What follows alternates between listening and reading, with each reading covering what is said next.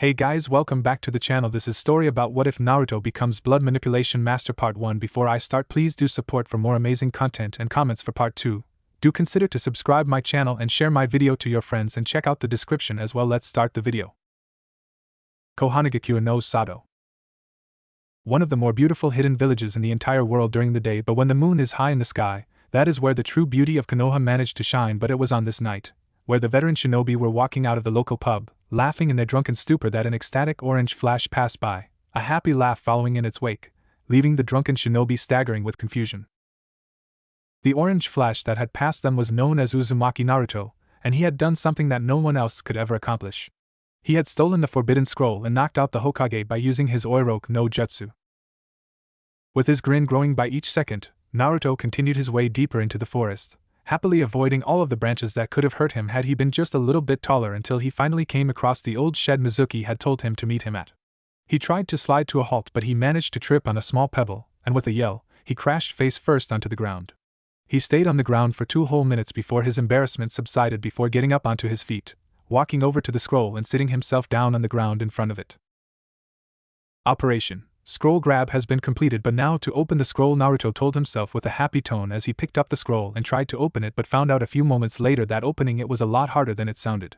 Okay, maybe I didn't think this thing through. Naruto stared at the scroll for a few minutes with a pout before he stood up and began to stomp on it, seeing if it would bust open, but when that failed, Naruto went for throwing it against a nearby tree, but to his shock, the scroll had embedded itself into the tree. After a few minutes of pulling at it, the scroll finally was released from the tree's death grip and decided as a last resort to take a fallen tree branch and tried to pry the scroll open, found himself not being able to open it, so Naruto kept trying, putting all of his strength into it before his hands slid down the branch painfully, causing him to yelp as his palms were cut forcefully, causing them to bleed. H!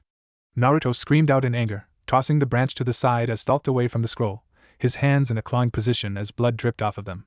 But that was when Naruto turned around and ran to the scroll and picked it up in his hands and tossed it away near the shed with an enraged yet desperate yell. But when Naruto's bloodied hand touched the spiral, it began to glow a dull blue.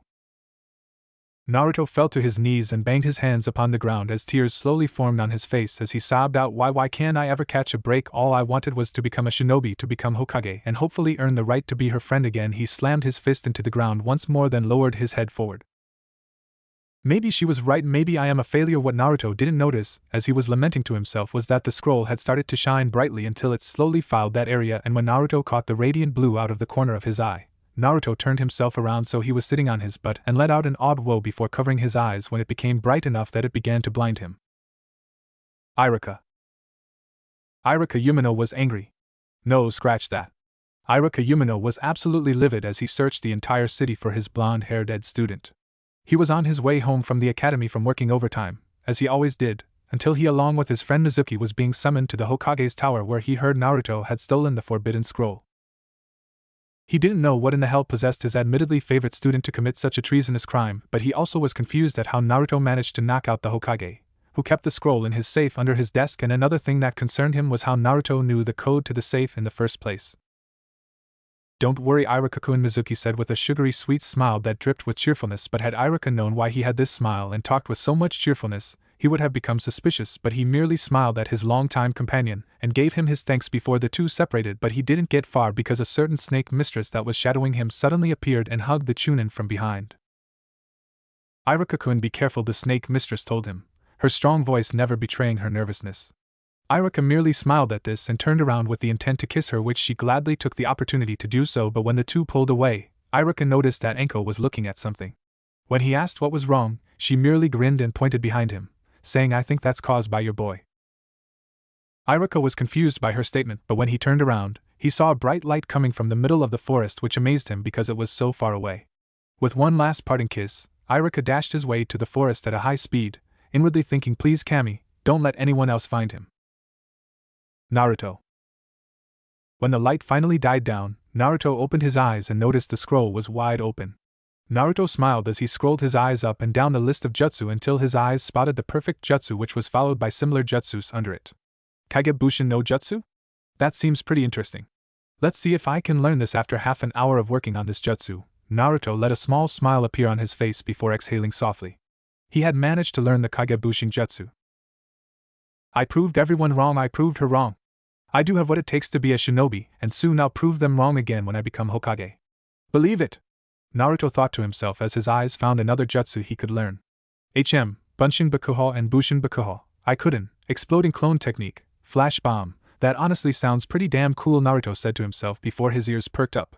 Someone was coming quickly, so as fast as he could, Naruto took out a small piece of paper and wrote down the hand seals for the Bushin Bakuho, and its subjutsu Bushin Bakuho, Ikuden, and quickly closed the scroll to practice them later, only to hear someone behind him, breathing slowly and angrily.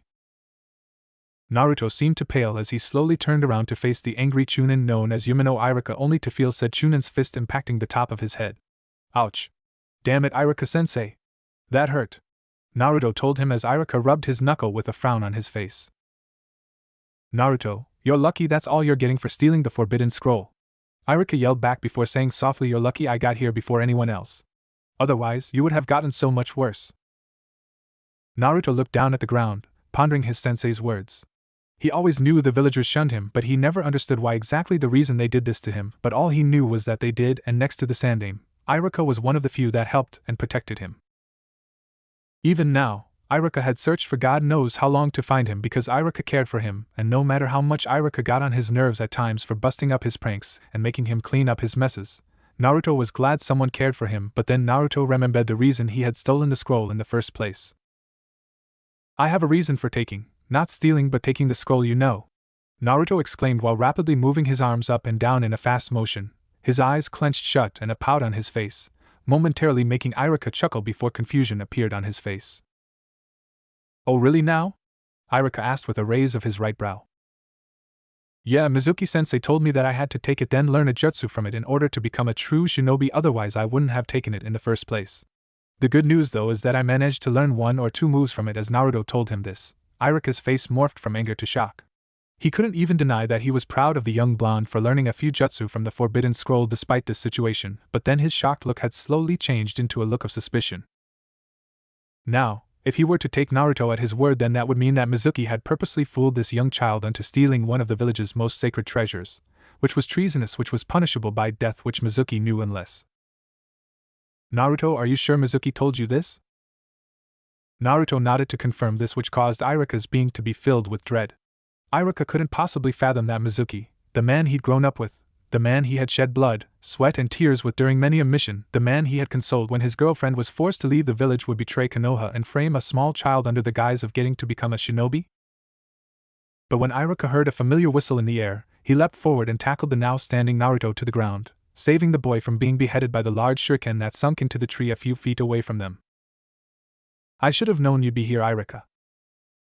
Iruka moved himself from Naruto's form as he simultaneously turned around to face Mizuki, who was standing on a tree branch with a large shuriken placed on his back, a sneer on the silver-haired man's face. I just don't understand why you would come for this thing, Mizuki continued before throwing a few smaller shurikens towards the two. Iruka saw the shurikens coming and managed to grab Naruto and leap into the air to avoid the shurikens. What the hell is going on, Mizuki? Iruka shouted out to his friend as he held Naruto close, only to jump to another branch to avoid more kunai that was aimed to kill him and his student. What do you think, you idiot? I'm getting what belongs to me, Mizuki told his longtime friend with a smug expression as pulled his large shuriken from his back and he leapt towards Iruka with his weapon high in the air, fully intent of killing both him and Naruto. But Iruka rolled off of the branch and landed on the ground and tossed a few kunai towards the soaring Mizuki, but the Nukenin used his overly large weapon to stop the projectiles from piercing his body. I don't understand, Iruka shouted with anger, as his gaze stayed solely on Mizuki's, who had landed on a tree branch that was closer to the ground. Why betray our village? Why try and set up Naruto for your heinous plot, Mizuki? Answer me.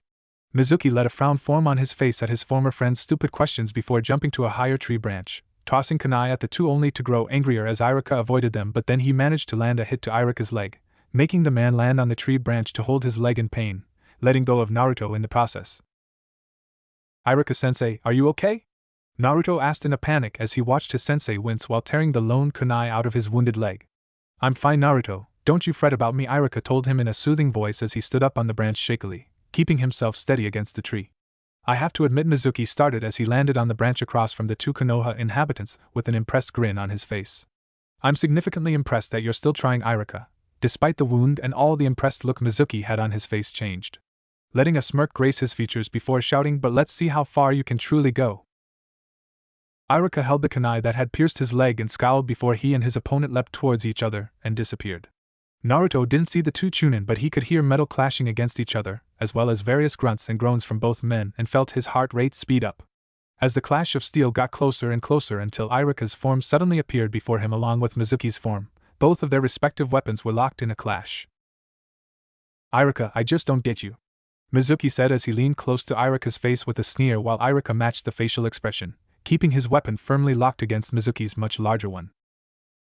"You know he's the cause of your parents' death, and yet you still protect him?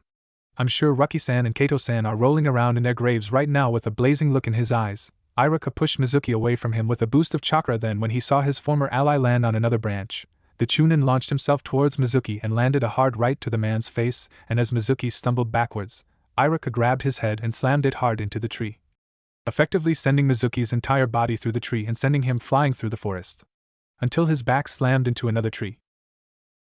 "Don't you dare mention them, traitor!" Iruka roared out before jumping towards where Mizuki was, but the silver-haired shinobi smirked at this and quickly performed the hand seals quickly before tossing his giant shuriken and shouting "Kage Shuriken no Jutsu." Seeing the large shuriken coming, Iruka managed to dodge the first one, but when he saw the second shuriken appear from the shadow of the first, Iruka landed on the tree branch below him and ducked to avoid it, and while he avoided losing his head, his right shoulder was hit. Iruka instinctively grabbed his now wounded shoulder and felt blood underneath his palm and inwardly swore in anger, but then he looked up to see Mizuki above him with his large shuriken in the air, ready to strike him down, so Iruka flipped off the branch mere moments before he was to be killed and landed on the ground before falling onto his right knee due to the wound in his leg. "But it is true, Iruka, you defend the demon without hesitation. The very same being that nearly razed this village to the ground," Mizuki exclaimed with unrelenting glee as he placed his shuriken on his back only to pull out a kunai to point it at Iruka and continued on with, "My plan was simple. I get the forbidden scroll and give it my true leader while setting up that blonde-haired monster, then kill it, becoming the grand hero of this worthless village until Orochimaru-sama burned this to the ground, but you decided to interfere with my brilliant plan." "Demon? Monster? What are you talking about?" Naruto asked the silver-haired traitor with a look of confusion on his face, causing the already smug Nuke-nin to smirk wider. "Oh yeah, I forgot that you didn't know about this village's grand secret about you now." Despite the dangerous situation Naruto was currently in the middle of, his curiosity had gotten the better of him, and from the look Mizuki saw in Naruto's eyes, the Nuke-nin knew he had gotten the boy's attention. "Secret?" Naruto questioned to the man, who was now smirking widely. "Oh yes, little Naruto, a secret, all about yo." Seeing the opportune moment to strike, Iruka dashed towards Mizuki and slammed his right elbow into the man's face, then followed up with a knee to his stomach before grabbing the man's head and ramming it against the tree, but Mizuki grabbed the wound on Iruka's leg, making the man yell out in pain, which was quickly silenced by his fist slamming into Iruka's face, which he then followed with a kunai stab into Iruka's chest, but with an annoyed growl. Iruka's body was replaced with a log which was split in half due to the immense force he had behind his thrusting hand. Iruka appeared next to Naruto and fell onto one knee but forced himself to his feet, grabbed the scroll and handed it to Naruto, saying, "Naruto, get the scroll and get out of here quickly. Don't ask any questions, just go." "Where you going, Naruto? I thought you wanted to hear the big secret that's all about you," Mizuki shouted just as Naruto was reaching out to grab the scroll from Iruka, making the young boy pause. Once again, Naruto's curiosity had gotten the best of him, but at the sound of Iruka's panicked voice saying, "No, Naruto, don't listen to him. Take the scroll and get out of here," had caused him to nod, take the scroll and start to run towards the path that led him here, but stopped when Mizuki shouted, "You're just doing what he wants, Naruto."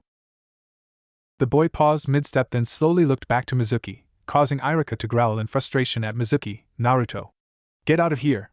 Mizuki's just trying to trick you," he shouts out as he forced himself back to his feet. "Oh, I'm trying to trick you, Naruto? Iruka's been playing you from the start, trying to gain your trust, and do you want to know why? Because he plans to take revenge on you just like everyone else wants to in this village."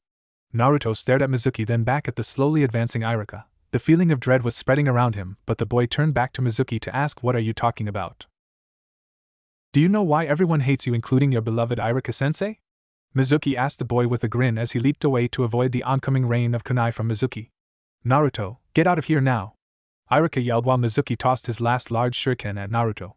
Mizuki smiled manically as he shouted, "Because you are the Kyuubi no Kitsune." Naruto stood there, tears flowing from out of his eyes. He wasn't even aware that the large shuriken was coming at him. "You are the creature that invaded Konoha 12 years ago and not only killed many shinobi and civilian alike, you killed you sensei's parents and nearly crushed this village. You're the reason why the most beloved Hokage sacrificed himself to save this horrible place. You're the reason this all has happened, and now, you'll be the reason why I'll be hailed as the hero that killed the mighty beast itself." With that manic yell, Mizuki tossed multiple shuriken towards the horrified Naruto, who had fallen to his knees in despair. "I'm the Kyuubi no Kitsune? It can't be," he thought to himself as the shuriken was whizzing closer to him by the second. Iruka ran and threw himself in front of Naruto and took the group of shuriken in his back, which caused him to groan out in pain as he fell upon his student, sending them both to the ground in a heap. But then he, the wounded Chunin, grabbed the now struggling and crying Naruto as well as the scroll and ran deep into the forest. Mizuki scowled at their escape, but then he gave a tiger-like smirk. He knew that Iruka was on his last leg and wouldn't be able to get far, so he let the weakened Chunin run, but he wouldn't get far. "Iruka! Damn it, Naruto, stop struggling!" Iruka shouted out as Naruto's squirming became more of an issue than before due to his small fists hitting the wound on Iruka's leg as well as the boy's heel smashing against the edge of his newly made wound from one of shuriken that was sticking out from his back. "Why did you save me, sensei? I killed your parents, I killed so many people, why?" Naruto asked in a defeated tone as his body finally stopped its movements. Gone was his shining blue eyes and his foxy grin. Now the only thing that was left was dead, faded blue eyes and the bitterest frown he'd ever seen on his student. "Because you aren't the Kyuubi," Iruka said as he finally fell on his knees, dropping Naruto and the scroll on the ground before falling face first onto the ground. "Sensei, that's not true," Mizuki said. Naruto listened very carefully because I'll only say this once. Iruka interjected quickly before the boy could start on the road of guilt for something he couldn't fully understand. Iruka dragged himself to a nearby tree and leaned on it, careful not to press the multiple shuriken deeper into his back, but he did manage to get one of the shuriken to sink deeper into his back, causing Iruka to groan as the intense pain caused his vision waver, but he forced his vision to steady to smile lightly at Naruto, whose tears were still flowing from his eyes. "There was a time where I had thought about befriending you only to have my revenge against you for the death of my parents," as Mizuki had said, "but at the same time, I also felt guilty for thinking that, so I went to the Hokage to talk to him about it, and I will never forget what he asked me in regards to you being its jailer. Just because you live in a house, does that mean that you are the house itself?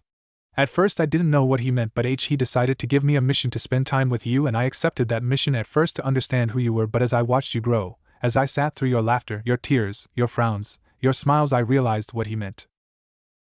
Iruka paused for a moment in order to cough hard, splattering blood on his hand, which worried Naruto greatly, but Iruka was determined to finish because he honestly felt that this would be his last chance to do so. "You weren't the Kyuubi, you were merely its host, and even to this day, I felt so ashamed by treating you the way I did back then.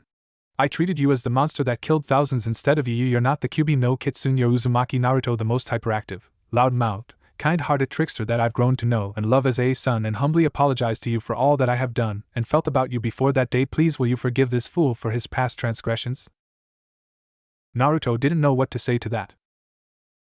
When Iruka first admitted that what Mizuki had said was true made him want to run away, but then as Iruka continued, Naruto could see the tears falling from his sensei's eyes, and soon, his tears resurfaced, then grew tenfold as Iruka, the man he saw as a father, asked for forgiveness for his past mistakes. Had really touched the blonde in his heart. How could he refuse something as heartfelt like that? "As sensei, of course I forgive you. Was there any doubt?" Iruka smiled at the boy, mentally happy. This Naruto's blue eyes were slowly regaining their natural shine, but then that all-too-familiar whistle was heard, and it was getting closer by the second, but it wasn't coming from behind him nor above him, so where was it coming from? Iruka then received his answer as a large shuriken flew from out of the darkness from the side, but it wasn't heading to him, it was heading for Naruto's form.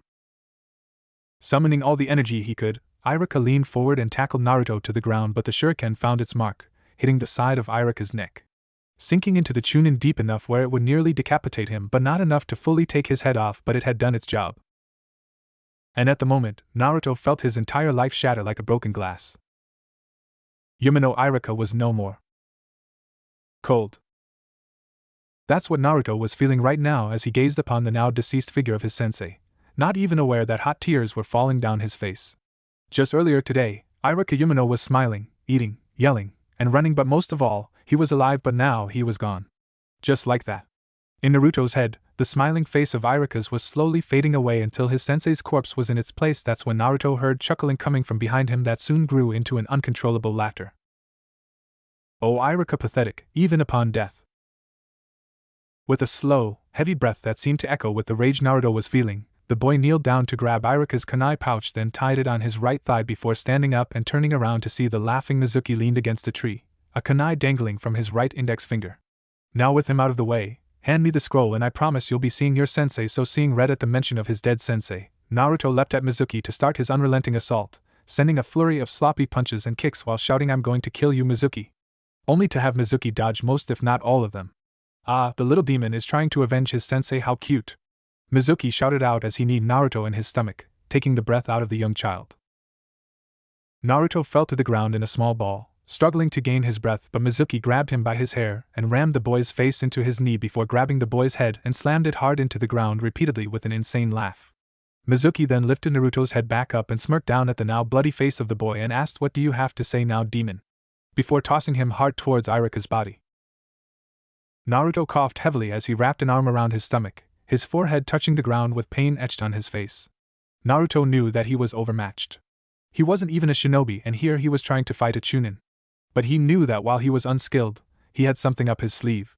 As Naruto struggled to get on his knees, he was suddenly and rather brutally kicked in his stomach, hard enough for him to roll repeatedly before slowly stopping near his dead sensei. But he tried to rise off the ground again, only to be lifted up by the front of his jumpsuit by the traitor, who raised him high into the air and with boisterous, maniacal voice, he shouted, "It's time for this game to end, Kyubi."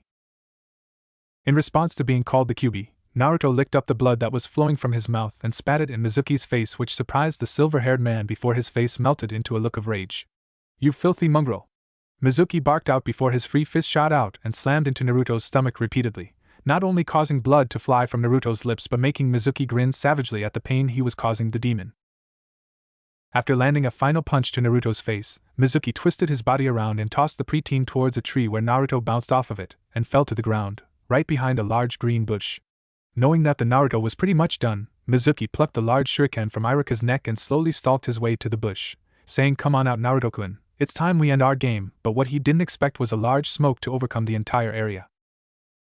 When the smoke faded away, Mizuki looked on in shock as over 24 Narutos were crouching in the trees above him, each one with a dangerous gleam in their eyes, but Mizuki wasn't scared.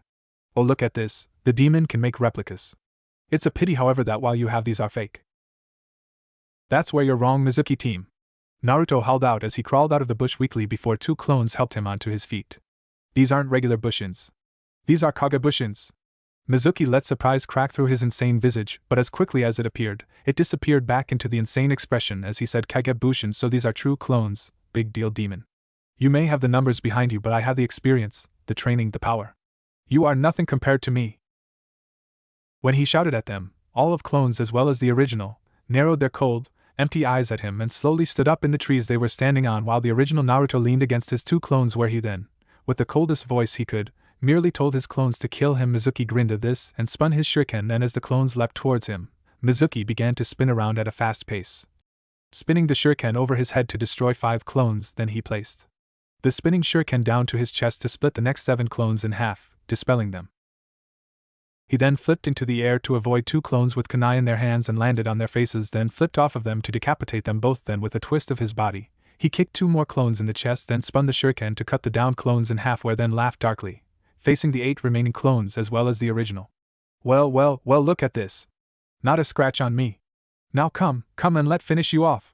Mizuki used his shuriken to block 3 of the clones' kunai, then used his weapon to slice through 2 of them before stabbing the last one in the chest, but he didn't have time to stop because the remaining clones and Naruto jumped into the fray, raining down blows upon Mizuki, who was using his weapon to block their blows while trying to cut down the true Naruto, but was stopped by a clone.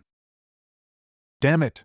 swore Mizuki as he dodged an overhead kick, only to find his face being rammed into the true Naruto's knee, but then he countered by jumping in the air and kneeing Naruto under his chin, sending the Uzumaki high into the air where Mizuki threw his shuriken, only for a clone to leap up and take the shot, while another clone grabbed Naruto and flung him back to Mizuki, where he then delivered a punch towards the traitor, only to curse as Mizuki dodged it and countered by kneeing a clone in his face, before grabbing another clone's head and drove it into the ground before stabbing it in the head with a kunai.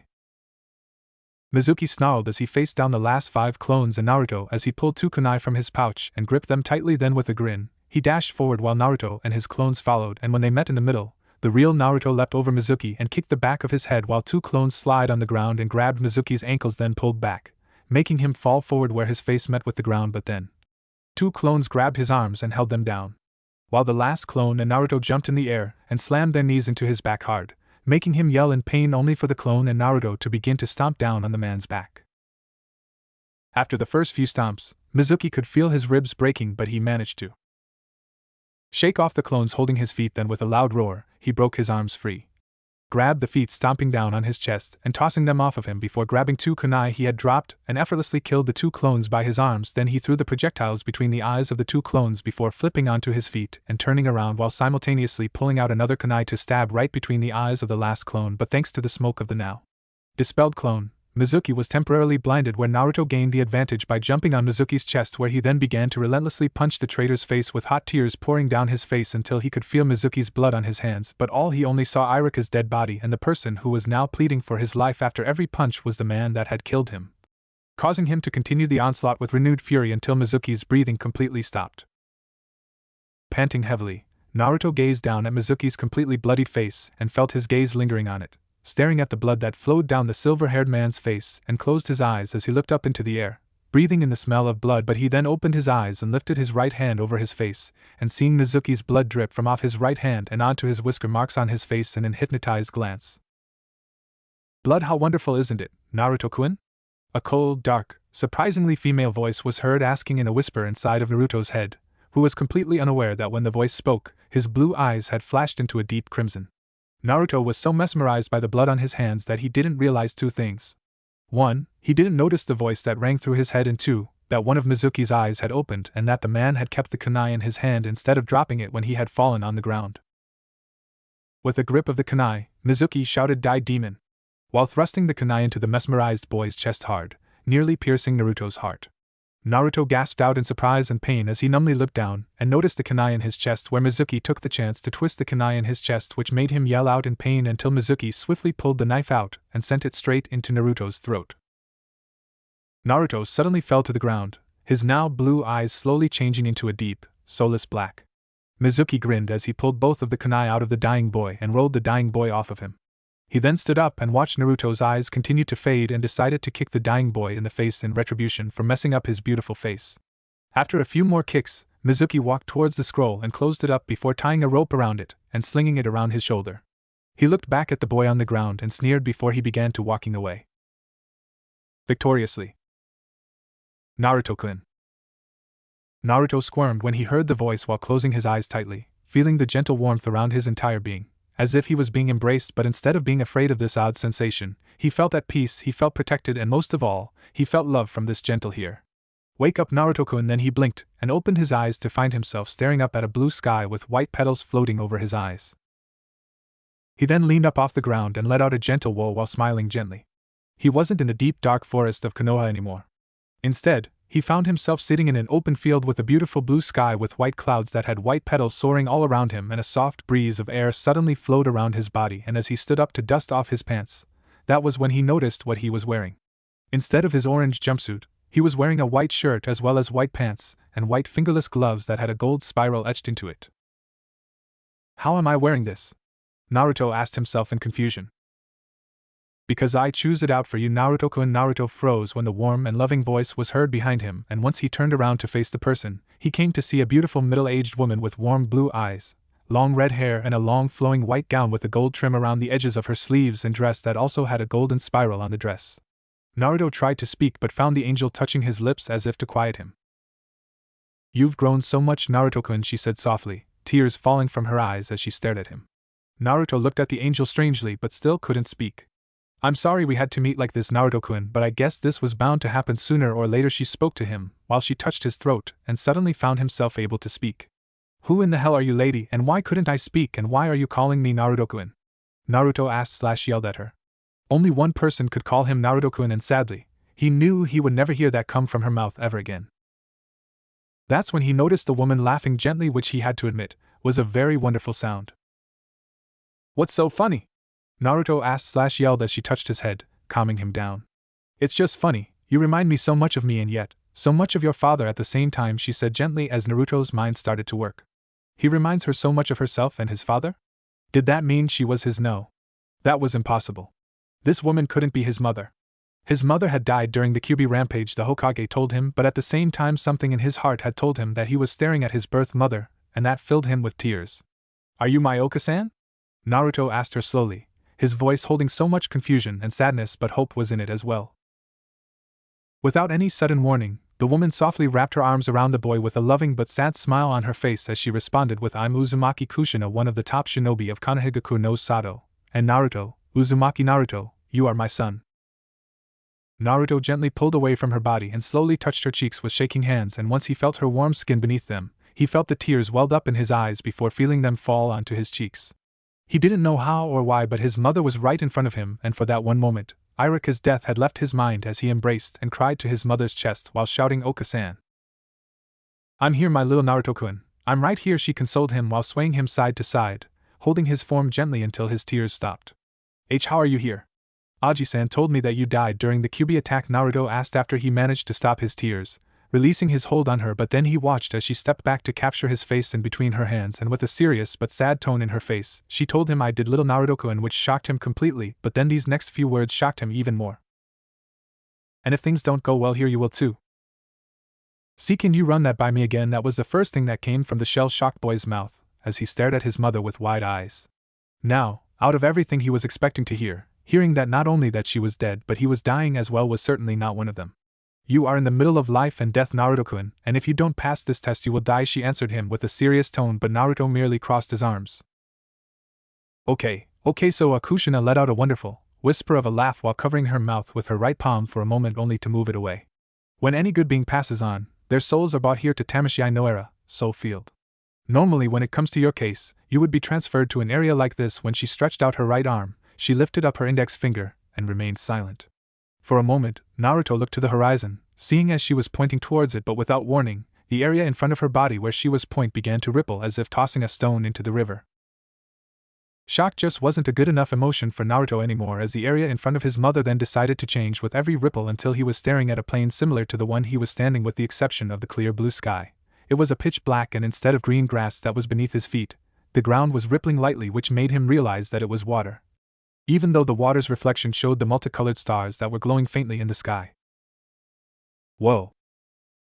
This is the Hansei Kikuki, reflection plane, Kushina murmured to her child, who looked at her with eyes bright with confusion, which she smiled at, and continued. This is the place where every soul will visit when they die to think back on their choices before meeting Shinigami-sama for their final resting place. Without any warning, Kushina lowered her hand, closing the hole she had made to the alternate dimension before turning to him to say, the reason you aren't over there is because when an Uzumaki is close to death, they come here to gain another chance. But how? Naruto asked her, confusion evident in his eyes, which caused her to look at the many petals soaring in the gentle breeze before gazing back down at her son, and said, the only way you can return to the land of the living is when you activate our clan's dojutsu. Naruto couldn't believe what he was hearing. Not only did he have a clan, he had a bloodline as well. What's it called? Naruto asked curiously, his eyes shining with excitement. She felt herself smile as she remembered the way her husband had smiled when she had told him she was pregnant. It's called the Kyogen, Fighting Spirit Eye. The name is quite fitting for our clan, really, she said as Naruto grinned before waiting for her to continue. When our village, Uzushiogakure no Sato, was just in its infant stages, we quickly gained an enemy that served the god of destruction and death, Jashin. We do not know why the Jashinists wanted to invade our growing village, but we soon found that despite our longevity, we began to lose the war. We began to pray to our god, Bishamon, for any way to combat these living incarnations of chaos.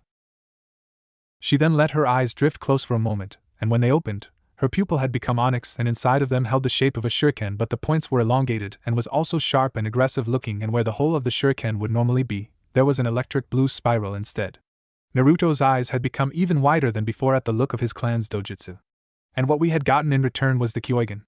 Because of this dojutsu, we were able to defeat the Jashinists, but at a severe cost, for when a Kyogen user dies, their souls pass down to become a spirit that powers the Kyogen, and if you overuse it too much, that spirit will die and be sent to Hansei Kikuki, never to reunite with their loved ones.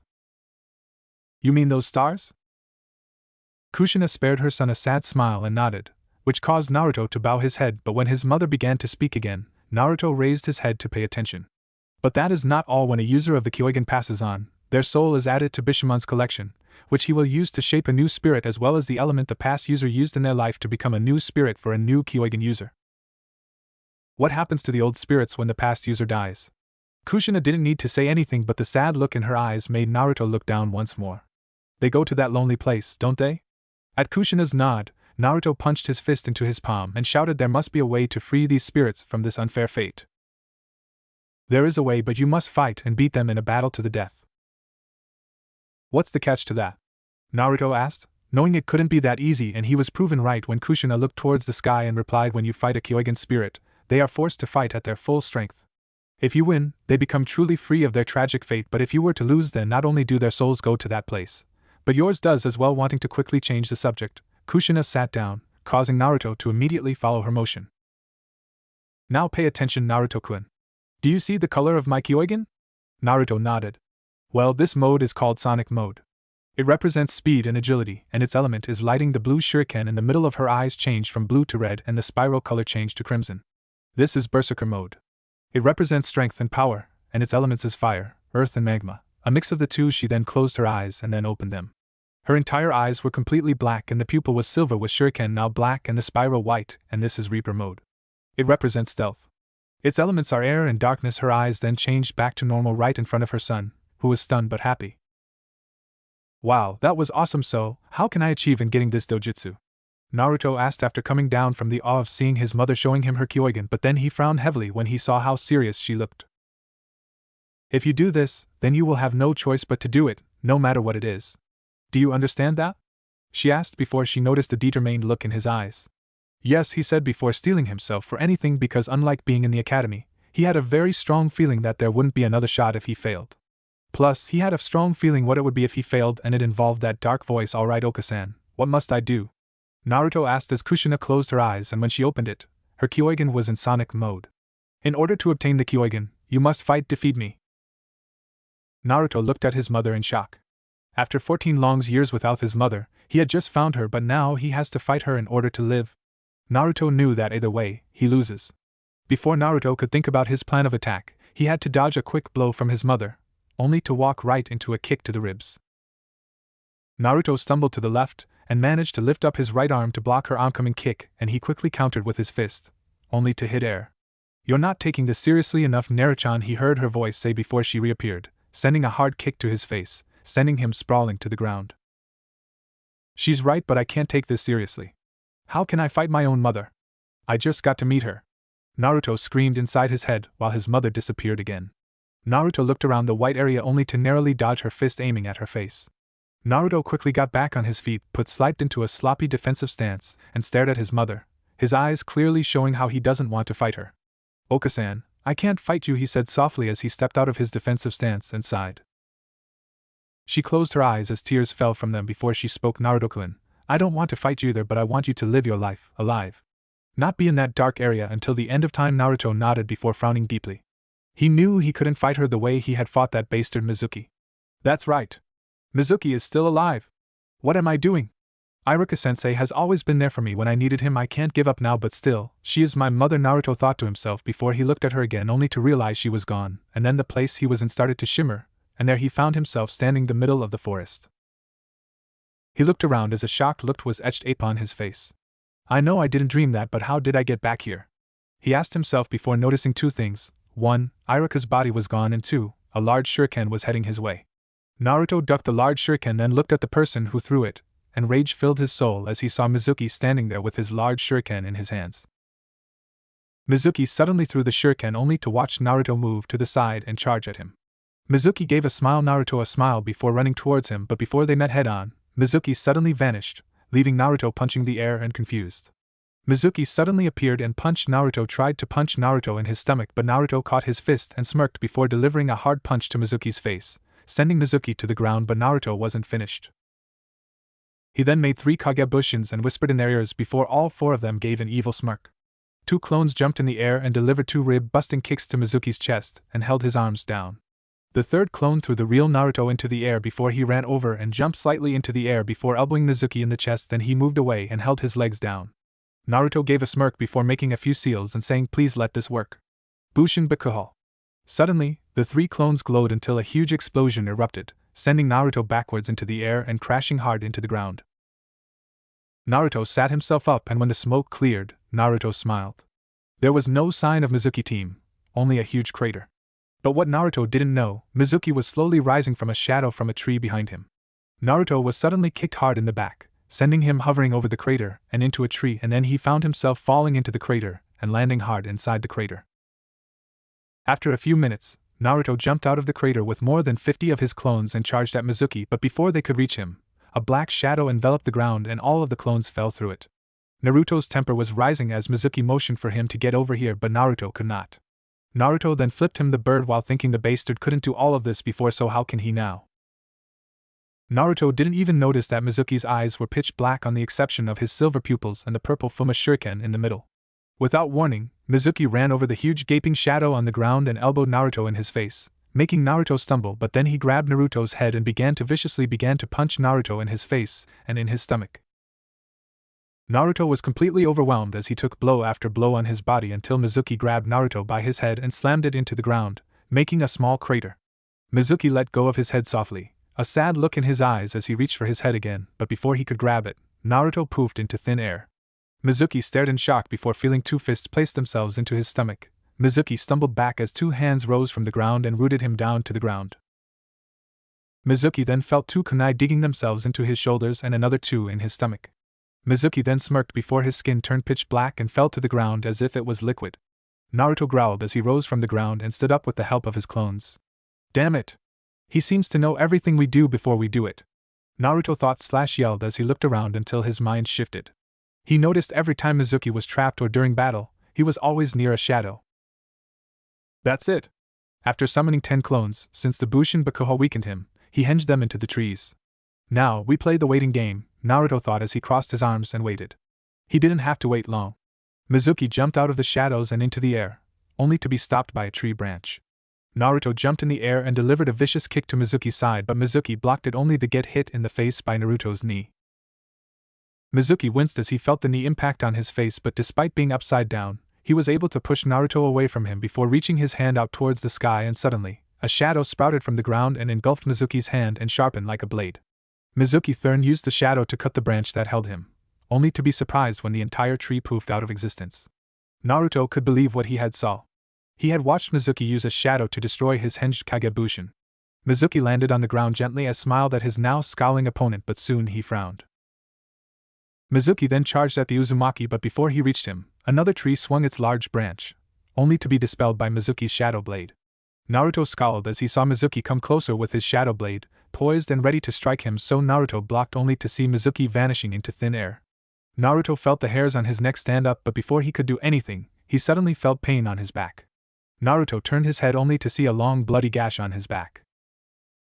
Naruto then felt more gashes appear on his body until he was in the air in a black tornado, getting bruised, gashed and weakened. After a few minutes of this pain, Naruto crashed into the ground in pain and tried to get up, only to see 2 sandals in front of him. Naruto struggled to rise his, but when he did, he found the shadow blade inches in front of his face. "Do you submit?"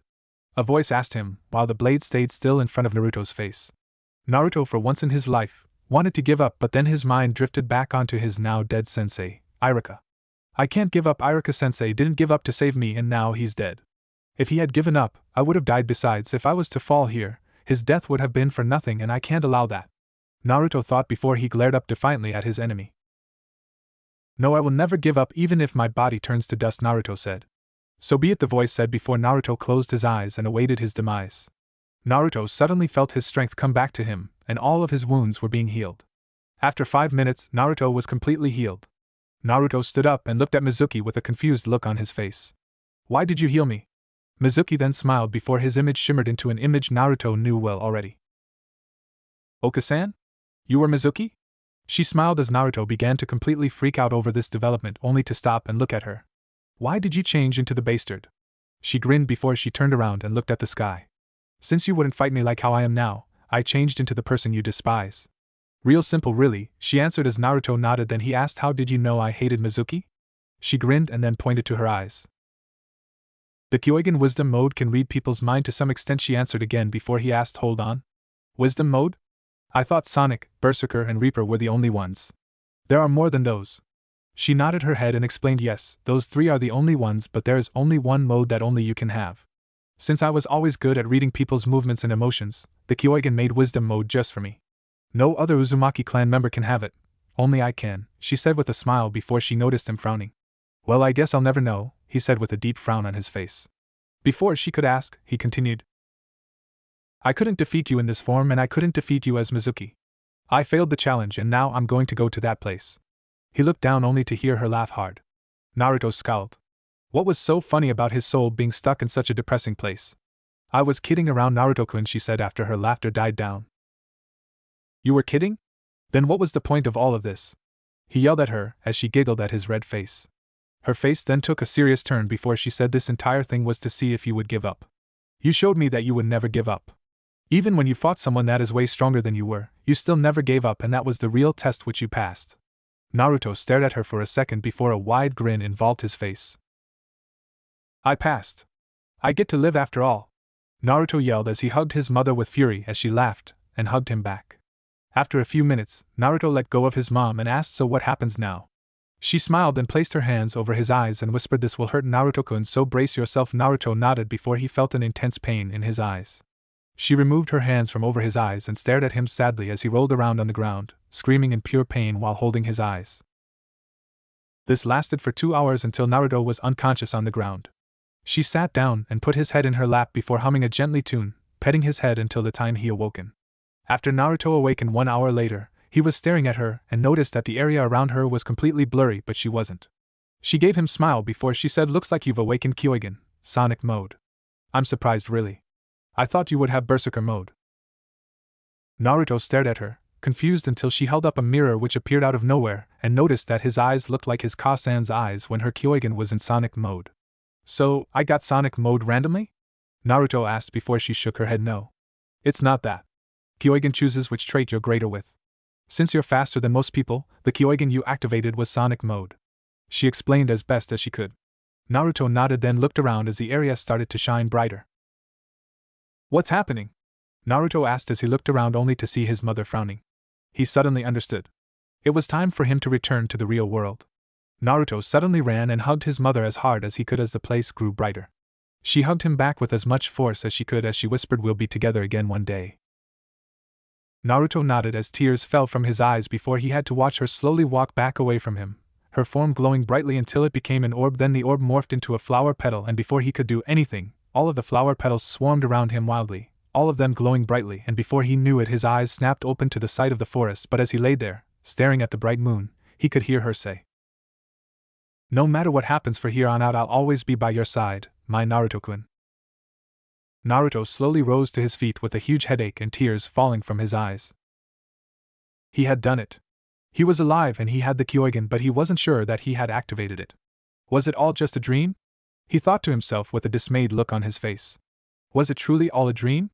And if it was a dream, then maybe he had a chance to grab the scroll and get out of here before Iruka and Mizuki showed up. But as he looked around the area for the scroll, he saw Iruka's deceased body nearby and felt his hopes drop as well, but at the same time, they rose as well. So it wasn't a dream after all, Naruto told himself, but to be honest, he didn't know how he felt about that. Should he be glad that it all wasn't a dream? That he had met his mother and received his dojutsu, or should he be sad that Iruka was still dead and it was entirely his fault? But then the smell of fresh blood invaded his space, and he nearly gagged at it. But then he looked down and saw that his orange jacket had a gigantic soaking red spot on his chest, and when he touched the spot, it was still very wet. He knew that when he was with his mom, time seemed to pass slowly, but here, it was as if 5 minutes had passed. That means I haven't failed yet. I may have started all of this, but I will not allow myself to let the scroll getting taken. And with that, Naruto started to run, but then his vision began to swim, and without any warning, he blacked out. Naruto opened his eyes in confusion, but then he let a groan leave his lips. I have to stop doing this, Naruto hissed out as he continued to stare up at the sky until he then tilted his head. The sky isn't supposed to look like that, Naruto thought as he looked at the odd sky. The sky above him was a dark blue. In the sky were rows of light, think the northern lights, in the sky, its colors changing from light blue to dark blue every second. Naruto stood up and looked around the area he was in and noticed that he saw the sky on the ground. Naruto then looked under him, but only saw himself staring back at him, wearing the same confused look that was on his face. Where am I? Naruto asked out loud, only to hear his voice echo until it faded away into the distance.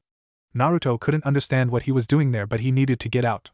He had a chance to try and make things right, and being in this place was not helping his chances, so Naruto got up on his feet and began to look around until a voice that was not his own said, hey, if you need to get out, I'll help you out. Alarmed by the sudden voice, Naruto spun around until a man with short black hair that reached his back, blue eyes that matched Naruto's own, a medium-sized scar that went down diagonally his right eye, a black-colored haori that was open so Naruto could see his battle-scarred chest, and medical wrap that was wrapped along his stomach. And he also wore a midnight blue hakama with a light blue lighting design at the end near his feet that seemed to come alive whenever the wind blew. Naruto stared at this man and felt an air of aura around him, as if he was someone of royalty like a prince or even a king. But before Naruto could ponder on it anymore, the man grinned and said, "So you're my new container, Eni? You seem tough enough," he said with an upbeat tone as he looked Naruto up and down before adding a little on the short side, "but you'll do." Naruto grinned before he heard that last comment, which pissed him off. If there was anything Naruto hated more than anything, it was being called short. "Short? Say that to my face!" Naruto shouted before the man bended down so he was face to face with Naruto, and said, "You are show." Before he could finish his sentence, he was punched square in the jaw, sending him high up into the air and crashing down on the mirror-like ground. The man leaned up off the ground and looked at Naruto, rubbing his wounded jaw before he grinned. "Impressive. That punch came so fast, I didn't expect it. I can tell you're going to be an exciting to work with," the man said before he flipped back up to his feet and began to swipe the imaginary dust off of his clothes. "Work with? What do you mean by that?" Naruto asked while he watched the man yawn slightly while digging in his right ear, clearly bored now. The man grinned as he walked towards Naruto and pointed at the blonde's eyes, confusing the kid to no end. "I'm your Kyoigen Sonic Mode kiddo. Cass's is the name, and speed is my game," the man now known as Kassa said as Naruto tilted his head in shocked state. This man was his Kyoigen Sonic Mode? How could that be? "You might be wondering how I could be Sonic Mode, right?" Kassa asked as he watched the boy nod in response. "Well, whenever you activate me or any of the spirits, your body will merge with ours. Our mind also will be fused together, so even though you'll be in control, it'll be us thinking the same thoughts and feeling the same thing. We're basically one person the moment you activate the Kyoigen." Naruto soaked up what Kassa had told him and gave a wry grin. "Huh, when they say fighting spirit, they really mean it," Naruto said with a grin before asking, "So is there anything else that you can do other than give me speed and agility?" Kassa gave a huge smile in reply to this and said, "Hold out your right arm and open up your hand," Kassa said while Naruto looked at him before shrugging his arms and doing what he was told. Then suddenly, Kassa changed into a small blue orb and put himself into Naruto's right hand and changed into a katana with black metal and a light blue lightning bolt on each side of it. Whoa! Naruto swung the katana around a few times before holding it with both of his hands. "So you can become a weapon too?" Naruto asked himself, only to hear Kassa's voice all around him. "Yeah, but the bad part is that you have to be in Sonic Mode in order to use me as a weapon. We'll still be combined, but only difference is that I'm a sword," Kassa explained to the boy while said boy opened his hand and watched the sword glow before it changed back into a small blue orb. "Then how can you do it now when I haven't activated the Kyoigen yet?" The blue orb floated a few feet from Naruto and changed back into the form of Kasu. "Because you goof, this my dimension," he grinned at the blonde boy before continuing on with that form. "While powerful, takes a lot out of both of us, so despite your stamina, we won't be able to use it right away. With training, we can minimize the stress factor, but until then, try not to use it a lot." Kassa then looked up at the blue waves of light, then back towards the blonde, who was grinning, which caused him to grin and say, "Yeah, this is going to be great. I can just feel it," which caused Naruto's grin to widen. "So, what's your element affinity?" Naruto looked at Kassa when he asked this question and found out he really didn't know. Hell, Naruto didn't even know what that was. Maybe he should have listened to Iruka when he taught them this. "I have no clue," Naruto told him honestly, making Kassa look at him with a shocked expression before the spirit sighed and told him, "Well kid, looks like our time is up," Kassa said as Naruto frowned. Naruto didn't want to leave yet. He needed to know more about his dojutsu and the spirit that was in front of him. "I want to know more," Naruto said as Kassa grinned at the kid. He could see a lot of himself in him, but time was running short. "Sorry kid, but when you come back, I'll tell you more, but I suggest you find out what your element affinity is before you do, but before that you have a job to do, remember?" Suddenly, Naruto let out a deep growl. He was so caught up in learning a few things about his Kyoigen spirit that he had totally forgot about why he had even gotten his spirit in the first place. "It seems like we'll get to test our teamwork after all." Kassa couldn't but smirk at the boy's words. This was going to be exciting, he just knew it. "Then let's not waste any time." Suddenly, Naruto felt the glass-like ground starting to break beneath his feet. Getting panicked by this, Naruto opened his mouth to ask what was going on, but the glass broke beneath him completely, sending him falling into the void, screaming until his body was soon enveloped by the everlasting darkness. But before he was fully enveloped, he heard Kassa say, "See you on the other side." Real world. Naruto woke up with a strangled gasp while pushing his body off the ground and onto his feet, where he then shook his head. Now that strange thing had to be a dream, but he was soon proven wrong once more when a voice in his head suddenly asked, "Partner, your head on straight?" Naruto flinched in surprise at the voice, but he realized that it was Kasu and said so it wasn't a dream again. He heard his new partner laughing at this. No way, this isn't a dream luckily, but I think it's time for us to team up to stop them. Naruto nodded at this, and took a small breath before closing his eyes, saying I just hope this works Kasu. Kyogen, Sonic Mode. The moment Naruto said these words, he felt a burst of chakra shoot out from his body almost painfully into his eyes, and it nearly sent him to his knees from the sudden pain, but then it had stopped. Then, he felt better. He felt the chakra flowing through and around his body become like a raging storm. His vision was more crisp, more clearer, more sharper, but the downside of it was that his vision was a slight tint of blue.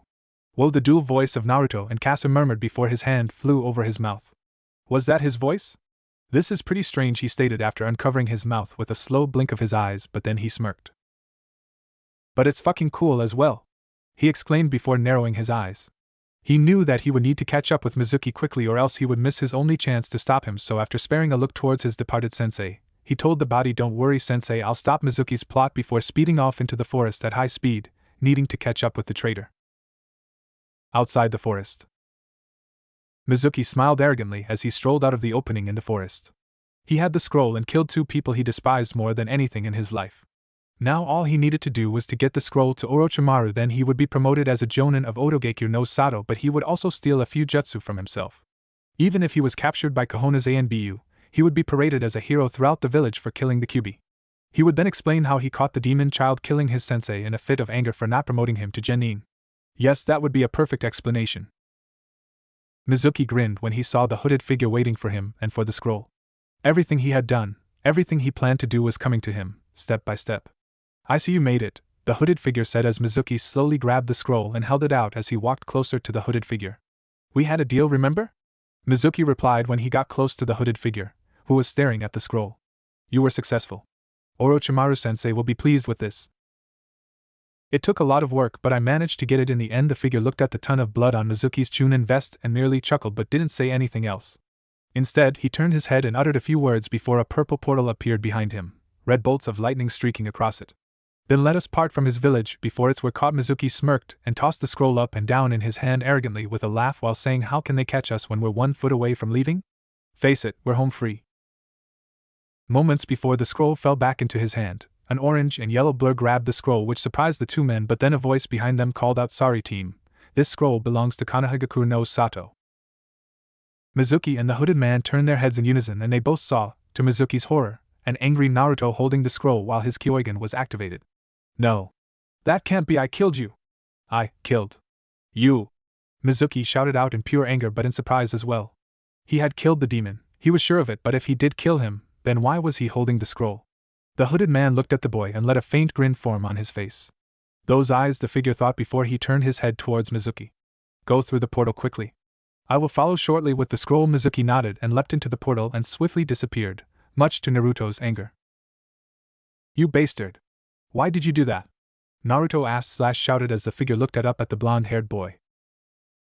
He's Orochimaru-sensei's subordinate, what does it matter to you anyways? Naruto growled as he sat the scroll down, then said, because he was my kill. Kage Bushin no Jutsu. 50 Naruto suddenly appeared, then Naruto ordered them to attack. The Bushins attacked fiercely and with their Kyogen activated, they were a lot faster, but before they even made it to the hooded figure, they were met by crimson and black lighting that reduced them to ashes. Try again, the figure murmured with a smirk.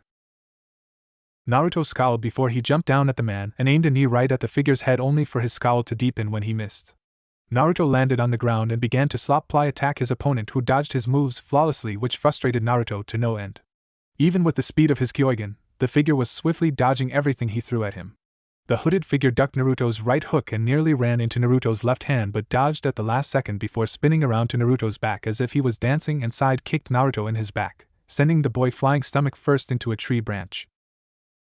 Naruto fell on the ground and bounced up before he made 10 clones, and together, the 8 of them charged at the figure, only for 4 of them to be destroyed by crimson and black lightning. Naruto and his remaining clones began to rain down blow after blow at the figure, only for him to dodge every hit once more. Then with a flash of crimson and black lighting, crimson katana appeared in his hand, and without any warning, 4 of Naruto's clones were dispelled instantly when the sword slashed through their waists in a circle. But luckily, Naruto leapt over the figure's crimson katana and backflipped a few times, then landed on one knee after making a few seals and shouting Bushin. Bakuha, the 2 remaining clones that were near the man, glowed brightly before they exploded right in front of the hooded figure. Naruto panted slightly before he grinned, which was quickly wiped off his face, only to chance into a look of pure horror as he saw the hooded figure standing there, as if he wasn't even touched by the explosions. He watched as the figure lifted up his right hand and opened it. Naruto then felt an unknown force throw him into a tree, and then before Naruto knew it, the figure appeared in front of him and punched him hard in the stomach. Naruto doubled over in pain before the figure removed his fist from Naruto's stomach, letting the Uzumaki fall off onto the ground, face first. Naruto opened one of his eyes only to see the figure standing in front of him. Impressive, the figure said as he then turned around and walked to his portal, which was still there. "Why won't you kill me?" Naruto asked as he struggled to lift his head to see his victorious opponent, his eyes trying to keep focus on the hooded man before him, but his eyes continued to waver. The hooded man looked down at the beaten newly made shinobi and simply chuckled, telling the boy in an ominous but nonchalant manner, "Because I see the potential inside of you to become a great challenge in the future." The man then turned around and walked further into the portal he had created, but then he paused and twisted his head and asked the blonde, "Tell me, what is your name?" "Uzumaki Naruto." The man stayed silent for a moment before another chuckle left his lips, but this one was more darker than the last one, and with an oddly smooth and dark voice, the man said, "Interesting, you will be seeing me much more in your future, Uzumaki Naruto, but seeing as I now know your name, you must know mine. I am simply known as Kawa." As Naruto's consciousness began to fade away, the blonde boy managed to catch the man's final words just as everything went black. "Grow strong, Uzumaki." A few minutes earlier, Yamanaka Inoichi was jumping from tree to tree as they searched for the missing forbidden scroll and Uzumaki Naruto. He, along with his two friends / fellow jonin Sakimichi Choza and Naro Shikaku, were looking for Naruto and the forbidden scroll until they heard a huge explosion near the forest.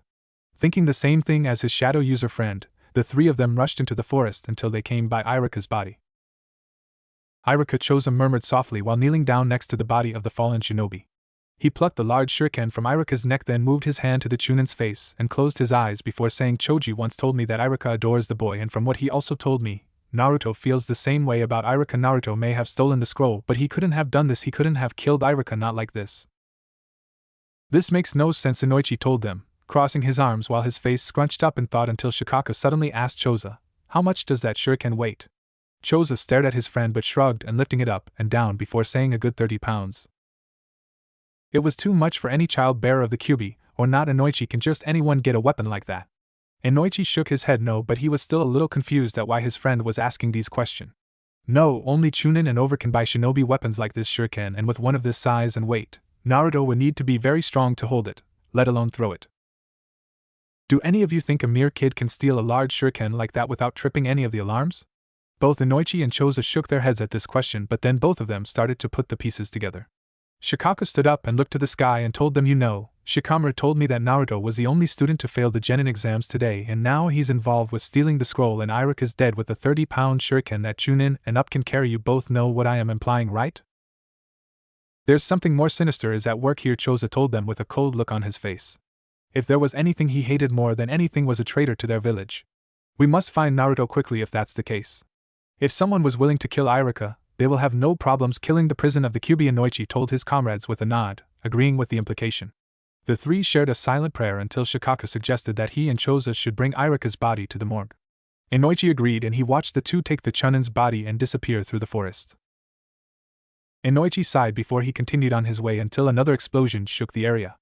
"I must be getting closer," he said before he ran faster through the area until he spotted Naruto on the ground and a hooded figure walking into his portal before closing quickly. Knowing there was no chance for him to catch that figure now, Inoichi instead ran out into the opening and towards the unconscious Naruto and felt his pulse. Inoichi sighed a sigh of relief, realizing Naruto was only unconscious. He had finished one of his objectives, but now he needed to find the forbidden scroll, which he soon did when he looked into the tree right behind him. Inoichi grinned and picked up the unconscious boy before walking up the tree and grabbing the scroll. Now Inoichi had another problem. Where was he going to put Naruto while he delivered the scroll back to the Hokage? He could just take Naruto with him, but this kid was heavy, and he really didn't feel like carrying him all the way there. He then noticed the street he was on and grinned. He knew just the place to take him. 10 minutes later. "Maybe I should have taken him to the bar instead," Inoichi said with a sigh as he heard his daughter and his wife in the middle of another, at least to him, pointless argument outside of his home.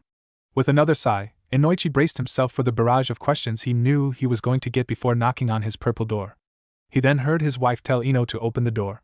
He then heard more yelling, then finally his daughter opened the door only to gasp in shock at the person in his arms. "Ota-san, what's Naruto doing here?" she asked her father, as he carried the unconscious Uzumaki into their home.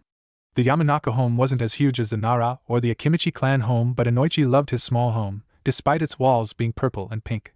Inoichi sat Naruto on his longer couch and asked his wife to grab him a few blankets, as he sat the large scroll down next to him on the ground. She nodded and hurried off to grab what her husband had asked for as Ino looked on, confused as ever. His wife returned a few minutes and handed him 2 blankets, which Inoichi used to cover the sleeping Uzumaki. Inoichi patted Naruto's head and turned around only to meet Ino's glare. "What is he doing here, Ota-san?" Ino asked again as her father scratched the back of his neck. A nervous grin etched on his face before he replied, "Naruto was injured and I brought him here until he wakes up." Ino looked at Naruto's unconscious form and then back at her father, a frown forming on her face. "The Baka got in trouble doing one of his mindless pranks again, didn't he?" she asked with a sneer towards her unconscious blonde counterpart. In reality, Ino thought his mindless pranks were funny and very elaborate for someone who she personally thought was an Baka, but even the Baka didn't deserve whatever the hell happened to him just because of a prank. "No, it's a lot worse than that, but I cannot tell you anything other than that," Inoichi said with a grim look on his face, surprising his daughter greatly. She's never seen that look on her father before, and it worried her greatly. "Yakaina, please watch over Naruto for me. I must report to the Hokage," Inoichi said as Yakaina nodded and gave him a quick peck on the lips and a hurry back before he rushed out of the door. Yakaina smiled slightly before she turned her head to Ino and asked her to watch Naruto so she could get dinner started. Ino hated the idea and yelled out her dislike for the idea only to find herself watching the blonde 5 minutes later, much to her disdain. "Well, isn't this just super? I cannot believe Ota-san decided I was suitable to watch the Baka," an annoyed Ino muttered to herself as she sat on the love seat in her living room, currently reading her favorite magazine, and went to turn a page until she heard Naruto groaning in pain. Leaning over Naruto, Ino saw that he was sweating profusely, which caused her to call her mother, who was currently still cooking, into the living room to see her daughter Ino panicking as she tried to shake Naruto awake to no avail. "Mom, what's wrong with him?" Ino asked her, worrying for her annoying blonde counterpart. Yuki looked at the small teen pain-contorted face and felt herself actually worrying as well for the Uzumaki. "I don't know, little one, but he'll be okay. I assure you." Ino tore her eyes from her mother's face slowly to look towards Naruto's sleeping face and felt herself hoping he was okay. After all, she may have not liked him, but she didn't want to see him hurt. "Just keep watching him, Ino-chan, and make sure he's okay," her mother advised her before waltzing back into the kitchen, leaving Ino alone with the sleeping boy once more. After a few minutes passed, Ino leaned her head over his to flip the cloth on the other side again only to hear him groan out again. "Get better soon, Baka." Naruto's dream. Naruto was running. He could feel the dark presence inches behind him, trying to take his orange jacket into its grasp, but Naruto was quicker than this threat. But as he continued to run, all he could see by his side was Iruka's mangled corpse. The Chunin's dead pale blue eyes narrowed at the fleeing Uzumaki with so much anger that Naruto was able to feel its intense heat, and with each step he took, Iruka's voice yelled murder. His voice echoing and vibrating down the dark, blood-covered alleyway. But hearing his sensei calling him a murder repeatedly in that haunting tone had caused him to slow down until he stopped and fell to his knees only to see the larger version of Iruka's head in front of him, cold dead blue eyes gazing at him with the utmost disgust. "You did this to me." Naruto looked up at his sensei's head and shook his head in terror, shouting, "I didn't mean for any of this to happen, sensei." "But you did," the head told him, sneering down at the boy's kneeling, hunched over form. "You stole the forbidden scroll, you lured me there to take it back, you let Mizuki kill me, and you let him escape." Naruto looked down at the ground beneath him with blurred eyes due to his unshed tears, but that's when he heard its slow and ragged breathing hitting the back of his neck. Naruto could feel the dark presence behind him, but when he turned his head around, he slowly raised his head to face the figure and saw 2 glowing red eyes narrowing themselves at the sight of the blonde boy. Then, without warning, the figure grabbed Naruto's neck and pulled the boy from the ground and into the air. Naruto pounded against the figure's forearm with terror, but he soon found himself getting weaker until those hard punches became soft, akin to a kitten pawing at a dangling scarf. "Finish it," he heard his sensei utter with scorn, and with a nod from the figure, Naruto heard a distinctive crack coming from within him. Then everything instantly went black. Dream end. It had been 10 minutes since then, and Ino figured she should do as she said. She sat on the couch where Naruto was laying and watched his face contort in pain, and she felt herself caressing his right cheek before she mentally yelled at herself to stop it before she noticed Naruto's face going back into the peaceful state it was in, and smiled before grabbing the damp towel and flipping the cloth on the cooler side and laid it back on Naruto's forehead. But when she had leaned over his head, she was met with his panicked but confused blue eyes, which had captivated the girl.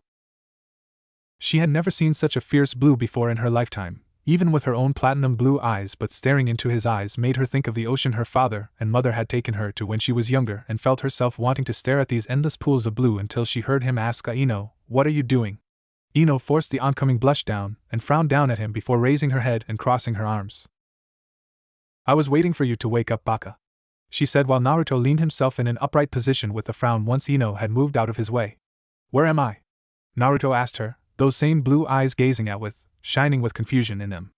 Ino stood up and fixed her clothing so she would look neat and presentable, then replied sarcastically as possible, "I don't know, Whiskers, my house perhaps." Naruto stared at her in shock.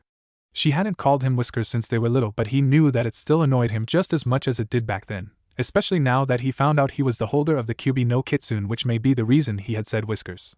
"So how did I get here?" Ino groaned. "How idiotic was he?" "My dad brought you here because you were hurt," Ino answered before sitting herself down on the chair and crossing her legs, staring at her fellow blonde. "So, what happened to you? Another prank gone wrong or something stupid like that?" Ino asked him, but she didn't expect a few tears to escape his eyes. Ino didn't get a chance to finish because Naruto began to cry. His shoulders began to shake as his tears rained down from his eyes onto his cheek. Ino didn't know what to do as she watched her normally annoying acquaintance cry in front of her, but deep inside she knew it wasn't right, so without wasting a moment, she hugged him close while his tears fell onto her shirt. Hokage's tower. "That's how I found him," Hokage-sama, Inoichi said as the Sandame's frown deepened.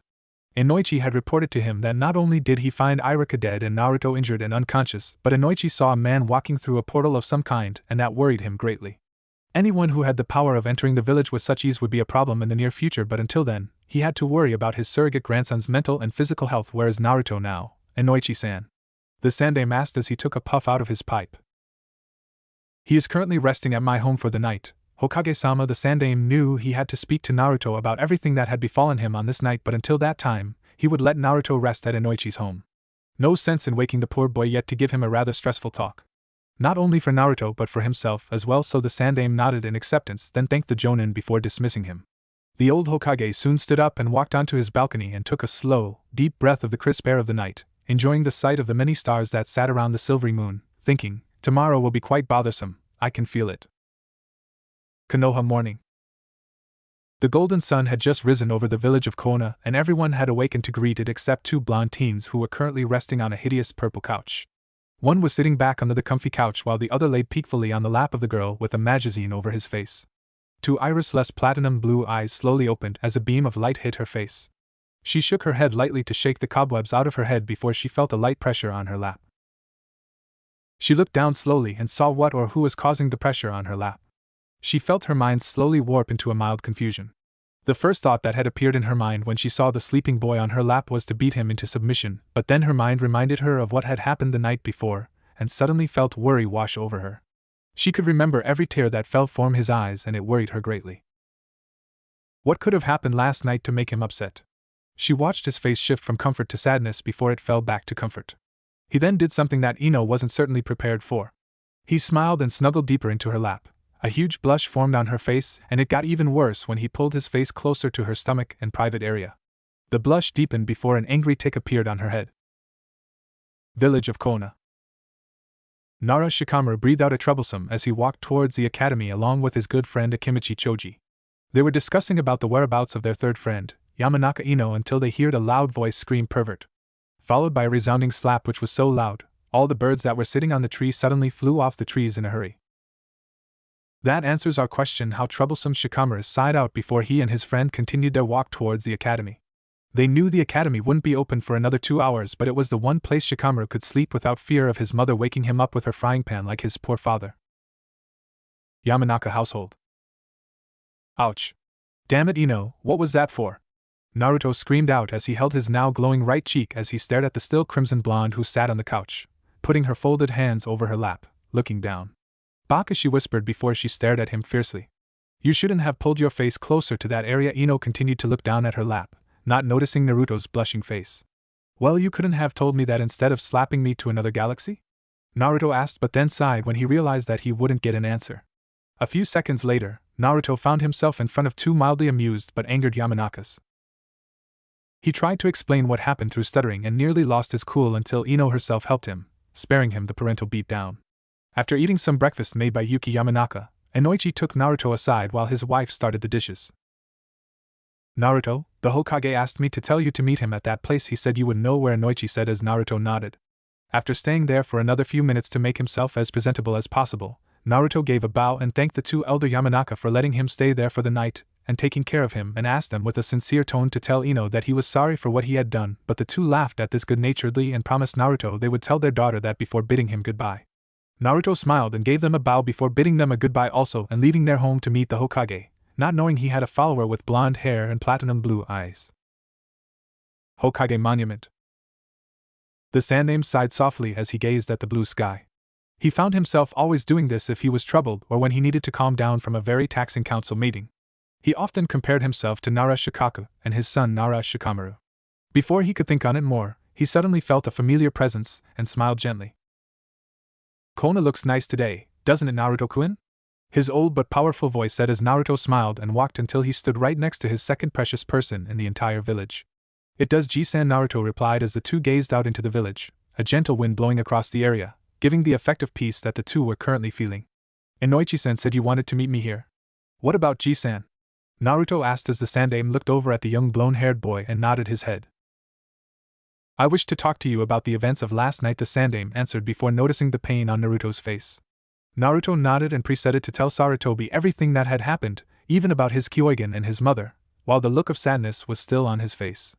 Sarutobi clenched his jaw as Naruto wrapped up the story and hugged the boy when he noticed tears falling out of his eyes. Ino felt herself tearing up as well as her mind went over what she had just heard. She wanted to leave but found herself still in the spot she was rooted in and continued to watch the scene. It's all my fault. If only I knew what would happen, I would have never stolen the scroll. Naruto cried as he held on to his grandfather, the tears he thought that ran out last night getting on the Hokage's robe, efficiently wetting it. Sadness was evident in the Sandame face as he consoled the child he loved as if he was his own grandson. He did not want to see who he dubbed as the sunshine of Konoha in tears like this. Naruto-kun, Iruka gave his life for you because he cared deeply for you. I know it hurts right now, but believe me, Naruto, this pain will pass with time, the Sandame said with his soothing grandfatherly voice, which made Naruto's tears slowly stop, but Naruto shook his head, saying I doubt it, remembering that disturbing dream he had during his time with the Yamanaka family. It's not fair, Naruto complained weakly. Why did he have to die? Why couldn't I instead? He had so much to live for. No one would miss me, Naruto asked as he pulled his head from out of the Sandame's robe and looked at the elder, a look of pure loss in the child's eyes which made the Sandame nearly come to tears himself, but he held them in check. Naruto. Iruka gave his life because he cared about you much more than his own life. If you would have died, he would be in the same state you are in now, maybe even worse, he said softly as he watched Naruto look down at the ground, his face still holding the look of pure sadness. Do you think Iruka-sensei is happy up there for saving me? Naruto asked while he wiped the remaining tears off of his face. The Sandame nodded in response and smiled when he saw that Naruto had a small smile on his face. Then out of the clear blue, Naruto's face suddenly took a serious turn while he looked at the Sandame, making the older man nervous. Why didn't you tell me about the Kyuubi being sealed inside of me, or about my dojutsu, or about my Oka-san? Tell me why, G-san? Naruto asked. The Sandame bit back a sigh as he stared at the clouds in the sky before he answered, because it wasn't your time to know yet, Naruto. Naruto looked at him with a confused look before the Sandame continued. You weren't supposed to find out about the Kyuubi until you were 18 or when you reached the rank of Chunin. Naruto looked at the man everyone called the professor and frowned deeply, a hurt look on his face. He thought his G-san could trust him with everything, and it hurt Naruto deeply to know that his G-san kept stuff he was supposed to know a secret. Sandame caught Naruto's look of hurt and sighed gently to himself. It wasn't because I wanted it to keep it from you, Naruto. It's just the opposite, it's just that I was thinking about your safety. Many people were after your mother and your Jujutsu, and I couldn't risk that, Naruto. It's the same with the Kyuubi. Many people wanted to hurt you because they thought you were the Kyuubi, and they are wrong, Naruto. You aren't the Kyuubi. Just its container. Do you understand me? Sandame asked while Naruto looked down at the ground and asked him. Do I have a father out there? If the Sandame wasn't nervous before, he was now. He couldn't tell Naruto who his father was yet, or else he would be subjecting his grandson to more danger. You have a father, Naruto. I wish I could tell you who his is, but I cannot. Naruto looked at his elder with anger in his eyes. First you keep Kyuubi and my dojutsu a secret from me, and now this? Why, G-san? Do you honestly think I'm going to blab about whom my father is or something? Naruto asked him, the hurt look on his face returning. Because you are not ready for it, Naruto. You're not ready for all of his enemies you'll have to face. You're not ready for all the questions you will face, knowing you won't get the answers to them," the Sandaime said with fury behind his eyes. Before he saw Naruto flinch under his gaze. His gaze soon softened as he said, "When the time comes, Naruto, I will tell you everything about him. Everything. Do you understand?" Naruto nodded and hoped that he would keep his word as his trust in the old man waned a bit. After a few minutes of silence, the Hokage said, "Naruto, there is another reason I called you here." Naruto looked up at his face, his eyes still holding distrust in them as he watched his grandfather take something, a dark blue bundle of cloth, out of his robe and put it in Naruto's hands. Naruto tilted his head in confusion, and with an encouraging nod from the elder shinobi, Naruto unraveled it and gasped in shock. In Iruka's will, he stated that if he somehow died and you were a shinobi of Konoha, he requested to having me personally hand you his headband to remember him by, the Sandaime said while Naruto traced his finger over the metal plate in the middle of the darker blue cloth. "But I'm not a shinobi," Naruto said with a frown before he heard the shinobi next to him chuckle. "For recovering and protecting the forbidden scroll from the traitor Mizuki, I, Hiruzen Sarutobi, hereby decree that you, Naruto Uzumaki, are now an official genin of Konohagakure no Sato," the Sandaime said as he looked at new genin's shocked face. "Why, you mean I'm a shinobi?" Naruto asked, hardly believing the words coming out of his words. The Sandaime's laughter and smile answered for him. Naruto suddenly jumped in the air and screamed as loudly as he could. "I did it, Iruka-sensei!" Naruto cheered as into the morning sky as the Sandaime chuckled at the boy's happiness. Ino watched as Naruto cheered and she smiled before her mind wandered back to what he told the Hokage and felt worried. Naruto couldn't be the QBA. Demon cannot show emotions, can they? Ino questioned herself before she left the two alone, a million questions in her head. Hopefully her parents could help her sort everything out about this. She hoped they could. She really did. But little did she know, the Sandaime's eyes had turned to the area she was just standing in. Ino walked inside her house with a blank expression on her face. Even after the long walk back, her mind was still on finding out Naruto's secret, or the QB's secret. She was just confused. She then walked past the kitchen only to see her mother and father speaking to each other. Ino walked inside of her house and into the living, then decided to sit down in between her mother and father and gave a deep, confused sigh. Her parents stopped talking and looked at their daughter as if to say, "What do you need, child?" Ino cleared her throat and told her parents what she heard during Naruto and the Hokage's talk. When she was finished, her mother and father had a look of clear disbelief. After a few moments of silence, Inoichi stood up and kneeled in front of his daughter and asked, "How did the Hokage not sense you there?" Ino shrugged and simply replied, "I don't know, but I kinda wish he did." Inoichi gave a soft sigh before he looked at her platinum blue eyes and asked, "Tell me, Ino, do you believe that Naruto is the QB?" Ino looked into her father's eyes and opened her mouth to give him the answer but closed it again. Did she think Naruto was a demon? From all the stories she heard about demons, they were depicted as an evil, moralist, lying, selfish and very ugly group of beings, but Naruto was kind, caring, selfless, and even though she wouldn't admit this to anyone, but she thought he was cute. But could it all be a lie? Could Naruto really be one of those beings in disguise? "I don't know," Ino said, a sad sigh escaping her lips. "I feel so lost." Her mother and father locked eyes for a quick second, and with a nod from her husband, Yuki walked out of the room, leaving the two shinobi alone.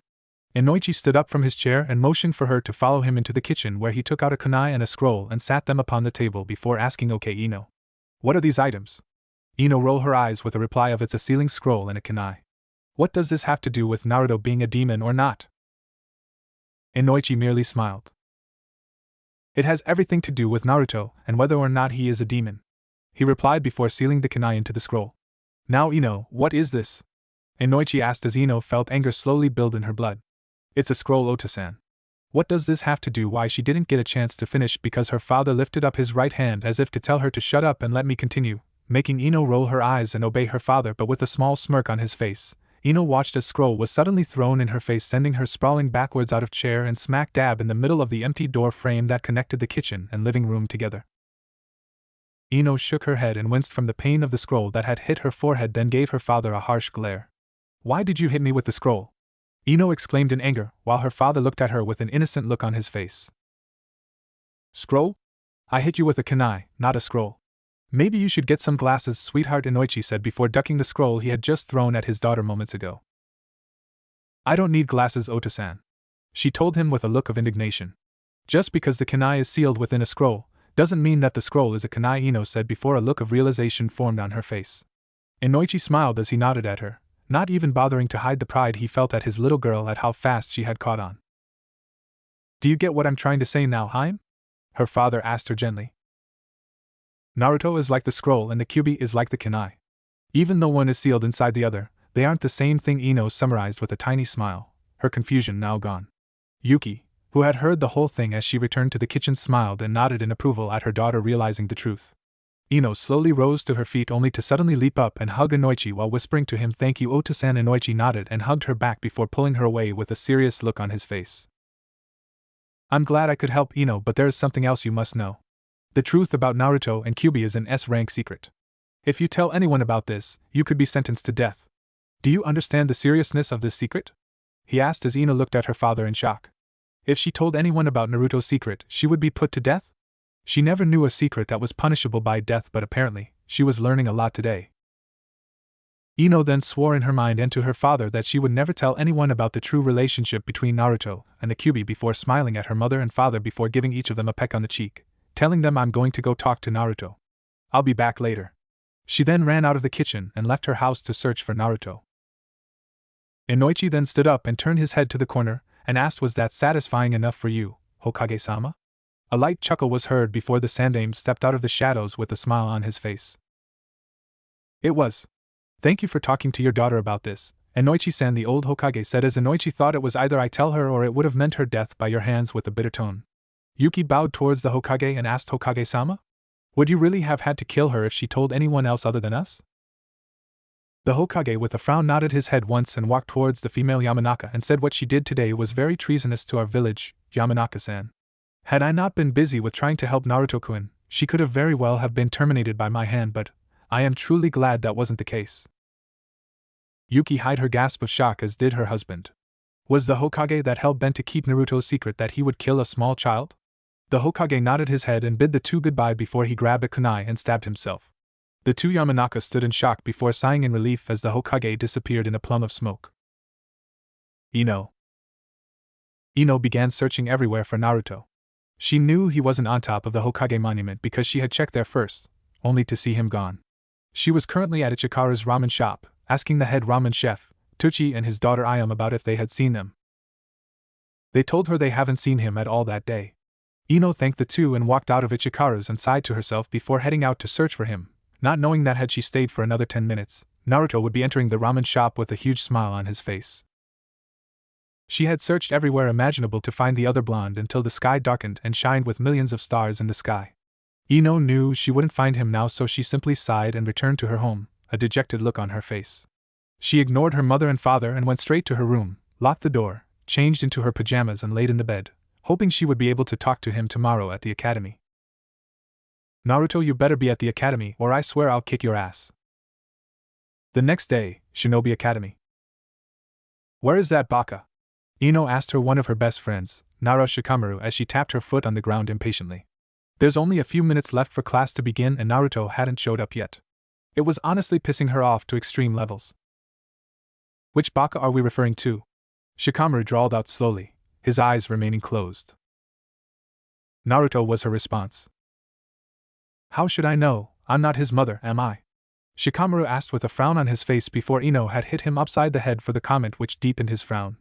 Choji chuckled while he ate his chips at his friend's antics. "Troublesome. Why are you so worried about Naruto anyways? He's a big boy. He can watch after himself," Shikamaru drawled out only to scowl when he was hit again. "I know that, but it is something of importance," Ino said before she felt someone watching her. "You've been looking for Uzumaki-san? Is something wrong?" a calm voice asked with a hint of interest. "Yes, Shino, I haven't been able to find him since he stayed over yesterday." Ino covered her mouth, accidentally letting that last part slip out. Shikamaru and Choji looked at her in shock. She felt her face heat up as she heard one of her friends laughing at her. "Man, Akamaru, who knew Ino and Naruto were like the..." Kiba Inuzuka asked as a small puppy arfed in response. Kiba grinned and laughed louder, only to be quieted by a glare from Ino. "It's not like that," Ino yelled as Kiba laughed some more. "He was hurt yesterday night, and Dad brought him over so he could heal," Ino said before his laughter stopped. "Naruto was hurt last night? What happened?" Kiba asked as a hint of worry was in his voice. Despite the fights they get into, he and Naruto were friends and he looked after the blonde-haired kids since they were kids, along with Choji and Shikamaru, who had equally worried looks on their faces. Ino sighed and told them that it was Naruto's right to tell them, not hers. The three looked at her in shock. Ino never kept a secret, and when she was told one, she was the one gossiping around the entire town about it, but for her to keep what happened to Naruto a secret, it had them scared and worried. Before Shikamaru could ask a question that would have gotten him slapped by the blonde Yamanaka, the door opened and a man in his mid-50s with long black hair, a long black robe, pearl-like eyes and a weird green seal on his head walked inside and held the door open. The kids sighed as they watched a girl walk inside gracefully with midnight blue hair, cold lavender pearl-like eyes, black pants, blue sandals, and an open white jacket with a black skin-tight shirt on under it. She looked over at the man holding the door and said, "You're dismissed, Ko-san." The man gave a deep bow before whispering yes, Hinata-sama, and leaving the room, closing the door behind him. Hinata sat down at her seat, refusing to look at anyone except the blackguard. "Hey Hinata, why are you so late today?" Kiba asked, trying to strike up a conversation only to receive silence in return. "So, where have you been? It's been so long since we hung out with each other," Kiba said. Still silence. Ino shook her head as she watched Kiba continue to try and failed to get the Hyuga to talk. Finally, when Kiba was about to open his mouth, a cold voice calmly said, "Please refrain from speaking to me, Inuzuka-san, or I will be forced to incapacitate you." Kiba then backed away and sat in between Ino and Shikamaru, knowing all too well that Hinata will back up what she said.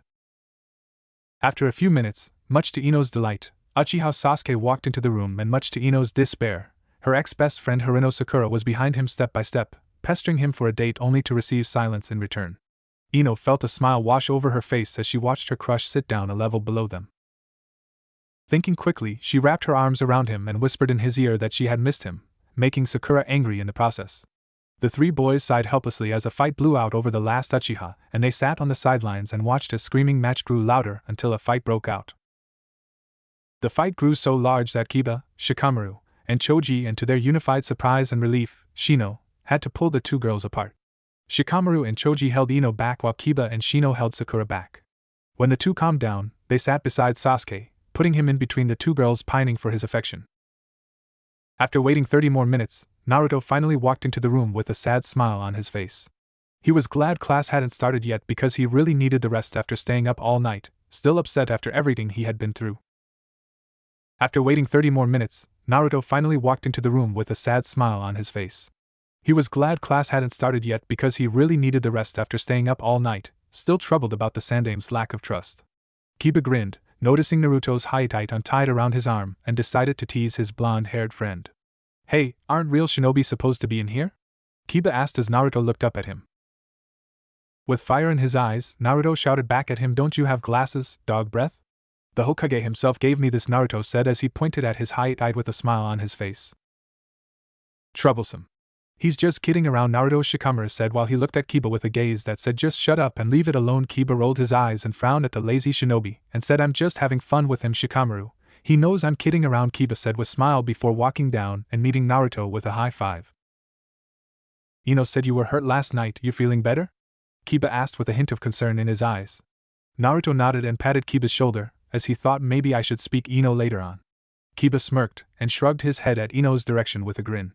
Naruto tilted his head to the side only to see Ino glaring at Sakura while clutching Sasuke's left arm. Naruto then heard Kiba talking to him while he stared at Ino. "She's been waiting for you all morning." Well before Sasuke waltzed into the room like he owned the place. Kiba finished speaking before punching Naruto softly in the arm. Naruto, without even thinking, punched Kiba back with the same force Kiba had punched him with. While the two began to clown around, Naruto felt someone staring at him while his back was turned and immediately turned around, only to see Hinata just staring at the blackboard. Naruto told Kiba to pause on their rough housing for now so he could try and talk to Hinata. Kiba warned Naruto that she seemed to be angry, which was normal for her, but lately, she's been in a mood that was uncharted. Naruto shrugged his shoulders and walked towards Hinata and gave her a foxy smile. "Hey Hinata-chan, what's up?" Naruto asked cheerfully, only for silence in return. Naruto frowned before placing another smile on his face and began a one-sided conversation with her, and just like Kiba, he was met with silence until after 10 minutes of talking. Hinata stared coldly at Naruto and repeated what she had told Kiba earlier on, and for emphasis, she activated her Byakugan to add more menacing features to her threat. Naruto just stared back at her defiantly, a smile playing on his face. Hinata suddenly stood up and walked away from Naruto and sat at another desk, deactivating her Byakugan. Naruto sighed while looking at the Hyuga with a sad look in his eyes. She used so sweet and caring, but ever since last year, she had changed overnight. She went from kind, caring and sweet to cold, heartless and dark just like his sworn rival, Uchiha Sasuke. It was jarring to everyone but especially to Naruto, who was her best friend. Naruto had even grown a faint crush on her, but now she acted as if she couldn't stand breathing the same air as him, and it hurt him so much. Naruto gazed at the cold-hearted Hinata once more and slowly turned around, only to bump into the mad face of Yamanaka Ino. "Do you know I looked for you all over town yesterday?" Ino yelled as she poked Naruto hard in the chest, making him squirm slightly. Naruto had no clue Ino had been looking for him since yesterday, and honestly, he didn't know why. He poked her right shoulder before saying, "Why didn't you just check Ichikaru's?" "I was there all day." Ino scowled and poked him roughly this time, shouting, "I did check there and you weren't there." Naruto frowned and said, "Look, I'm here now, so what do you want?" Naruto asked while noticing Ino's face getting redder with anger. "Don't you dare take that tone with me, Uzumaki Naruto.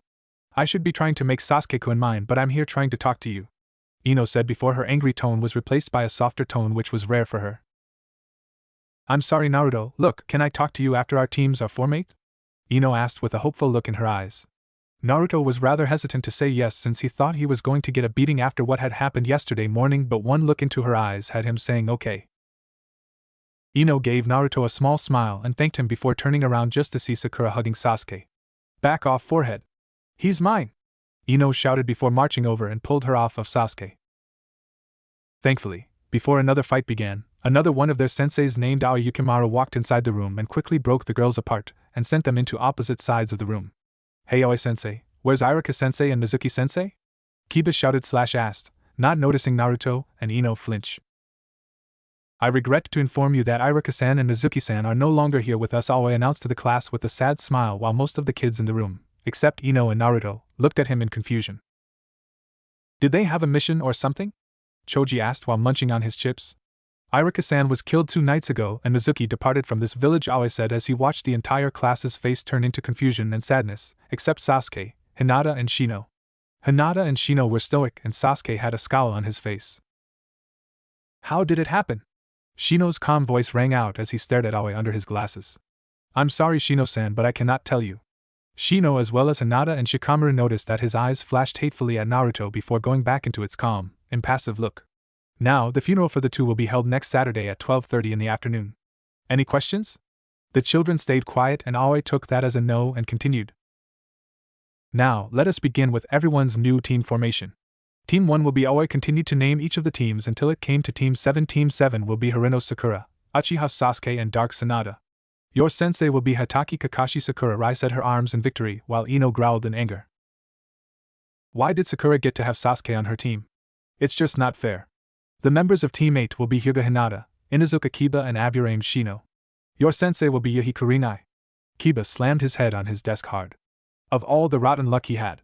He didn't mind being on a team with his best friend Shino, but being stuck with the icy Hyuga wasn't his idea of fun, but now he had to team with her? How crappy was this? Aoi stared at Kiba and bit back a chuckle before announcing, "Since Team 9 is still active, we will skip to Team 10. Team 10 will be Yamanaka Ino, Naro Shikamaru and Akimichi Choji, and your sensei will be Saratobi Asuma." Ino knew someone was out to get her at that moment. Not only did her rival for Sasuke's love, Hiruno Sakura, get him on her team, she was stuck with Choji and Shikamaru. They may be her best friends and brothers, but being on their team will be nothing but troublesome. As Shikamaru looked around and noticed Aoi didn't call his name, and felt a little worried. "Hey, what about me? I didn't get a team," Naruto shouted as Aoi looked at him with his hate-filled eyes before covering it up. "That's right, Uzumaki-san. Due to your unique circumstances, the Hokage asked you to meet him in his office right after we wrap up for the day. Understand?" Naruto nodded, content with his answer. After the teams were announced, Aoi began to wrap up everything Iruka had taught them, and by the time he was done, it was already noon. "Well, class, that's all. Wait in this area until your sensei arrives to pick you up," Aoi said before briskly leaving the room, leaving the newly instated Genin alone. "Sheesh, that guy is nothing like Iruka. If Iruka was here, he would have been a lot nicer to us," Kiba said with a frown as Shino nodded in agreement. Since Aoi left, everyone except Naruto, Hinata, Sasuke and Ino were talking about Iruka's death. Feeling uncomfortable, Naruto told his friends, "Well, catch you guys later," before leaving the room, deciding to go to the Hokage's tower to meet his new sensei. Seeing this, Ino told her team that she would be right back and followed Naruto out of the room. Hinata excused herself as well and left after the blonde girl, just needing to leave the room. Naruto/Ino. "Hey Naruto, wait up! Ino shouted as she watched the orange-wearing blonde walking down the long road from the academy towards town square. Naruto turned around and waited for Ino to catch up to him. Ino stopped in front of the blonde and hunched her upper body over and placed her hands on her knees, trying to catch her breath. After catching her breath, Ino stood face to face with the whiskered blonde and began to speak before she looked around to make sure they were alone, which they were. Okay, Naruto. I don't know how to say this, so I'll just say it. I followed you yesterday after you left my house, Ino said before looking down at the ground before saying in a whisper, I know about the Kyuubi. Naruto looked at Ino in shock and backed away from her. Ino saw panic in his eyes as he began to retreat away from her. Naruto, please don't run away, Ino said, the tone in her voice close to begging. Naruto stared at the blonde-haired girl, and despite his fight or flight meter was stuck on flight, he decided to stay and hear her out. Ino smiled and thanked him for staying before explaining everything to Naruto. From her thoughts to about Naruto being the demon to her father's unique explanation and her realization. By then end of it, Ino was out of breath and Naruto just stared at her before asking in a small, soft voice Ino had never heard before. So you don't think I'm the Kyuubi? Ino shook her head, and before she could confirm her answer, Naruto engulfed her in a hug, sweeping her off her feet, repeating the words thank you over and over again. Ino felt her cheeks heat up as Naruto continued to hug her, not knowing that two lavender pearl-like eyes were staring at the two embracing, envy shining inside of them. Naruto sat her down on the ground and smiled at her. The sadness he had felt before was gone, and in its place was happiness. At the moment, he knew he wasn't alone anymore. Ino smiled back before hearing someone call her name. Ino turned around and saw Shikamaru and Choji along with a man signaling her to come here. Looks like my sensei showed up already, Ino said as she turned her attention back at Naruto. I guess I should get going. I'll catch you later, okay? Ino asked as Naruto nodded, his smile never faltering. Yeah. Tell Shikamaru and Choji I said bye to them too, Naruto whispered while giving Ino one last hug. Ino nodded and returned the hug, then ran off to meet with her new team. Naruto watched the girl running towards her teammates, and nodded before realizing he was late to go see the old man. Naruto began to run to make it to the tower in time, still not noticing the eyes that stared at his retreating figure, now narrowed from anger and sadness. Hokage's tower. Naruto walked inside the tower with a huge smile on his face. Despite their rocky friendship, Ino sure as hell became a close friend after this day. The same way Hinata had been a year back. Naruto shook his head, trying to get rid of such thoughts before talking to the secretary who was kind enough to let him inside the Hokage's office. When Naruto walked inside the office, he noticed the Hokage talking with two people. One of the people had on a long tan trench coat, and to Naruto's surprised and blushing face, she wore a see-through metal mesh shirt and metal mesh short shorts, but thankfully she wore a tan skirt to cover the top half of her waist, blocking certain areas of her body. Naruto then turned to the other person standing next to her. He was a sickly-looking man who was dressed in more traditional shinobi attire, meaning black suit and green flak jacket and green shinobi sandals, a weird kind of headband that covered the entire top of his head but had the highlight in the middle of it. There you are, Naruto-kun. I was wondering when you would get here. The elder Hokage's voice rang out in a grandfatherly manner, snapping Naruto out of his thoughts. You wanted me, Aji-san? Naruto asked hesitantly while looking at him, still on guard. The Sandaime noticed this and sighed, knowing why Naruto did this. Instead, he lifted up both of his hands and moved his hand to the left in the woman's direction. Yes, I did. I have two reasons for calling you here. First, I would like to introduce you to Mitarashi Enko. Enko nodded at the kid, a cold expression on her face. The Hokage then moved his right hand and moved it closer to the man. And Gekko hate. The man began to cough viciously, making Naruto worry about the man's health. These two will both be your sensei from this day forward. Naruto stared at the man in shock. He had two teachers now? He wondered why, but then he quickly answered. From what all the ANB told me about you, Naruto-kun, you're very stealthy and fast on your feet. Enko is one of the best stealth expert I've ever had the pleasure of knowing. She will be helping your stealth and speed. Not one expression passed through Enko's face as she gazed at the blonde boy, and since you one of your Kyogen modes use a katana, I've asked Hade to train you. He is one of the best swordsmen in all of Hai no Kuni. He will be helping you with your speed as well and how to effectively use your bloodline's katana. Hade began coughing again before being able to wheeze out, it'll be a pleasure to teach you. Naruto smiled at the coughing man and then asked if he was alright. The man nodded and before standing at attention. Can you two wait outside for a moment? Naruto will join you two out there when we are done, the Hokage said before the two Tokubetsu jounin while keeping his gaze on Naruto. The two nodded and walked out the room. Well, Hade walked out the room, Enko just sauntered sexily out the room. Naruto watched Enko walk out the room with a blush on his face. He would now nor ever know why she dressed the way she did.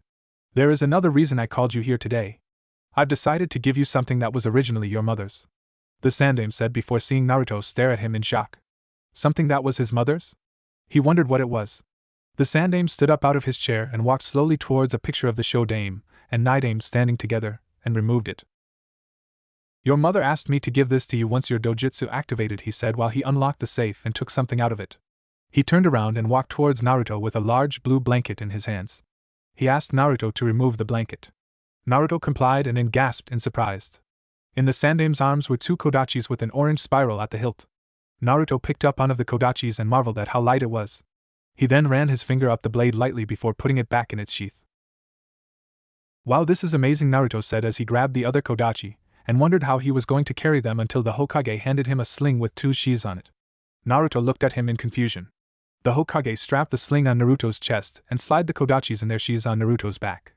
Thanks Aji-san for giving me this, Naruto said. He felt his trust in the old Hokage grow slightly. You are very welcome, Naruto, the Sandaime said with a gently smile on his face. Naruto then walked out of the office to meet with his two senseis, leaving the Hokage alone. When he thought the cost was clear, the Hokage took out a folder and laid it on his desk. He opened the folder and sighed sadly when he saw a picture of a blue-eyed, blonde-haired man smiling. His arm hung around a female with blue eyes and red hair. He then looked lower at the picture and saw a red-haired little girl with blue eyes, smiling along with the other two people in the picture. He looked at the picture and frowned deeply. He knew he had lost a lot of blonde boy's trust when he didn't tell him about his mother, father and Dijitsu, but for sure that Naruto would hate him if he found out that he had a sister. The Sandaime put the picture back in the folder and began to read the contents inside of it, hoping that Naruto would forgive him for keeping this secret. Ugh, where am I? A groggy Naruto asked himself, as he forced his body off of the bumpy ground beneath him before his eyes gazed upon the area around him. All he remembered was walking out of the Hokage's office, ecstatic about his mother's weapons before a sharp pain was felt in his neck, and moments later, he blacked out only to wake up in this strange forest. With a grunt, Naruto stood upon his 2 feet and looked around. This forest was nothing like the forest he had fought Mizuki in. It looked a lot more mysterious but very dangerous. The entire feeling that was coursing through his veins was that he shouldn't ever be in this forest alone. Hey Gecko, he's finally awake. A cheerful voice shouted out as Naruto looked all around only to see that Mitarashi woman and his other sensei, Gecko Hate. I'm kinda surprised really. No one wakes up that fast after getting hit by him paralysis jutsu.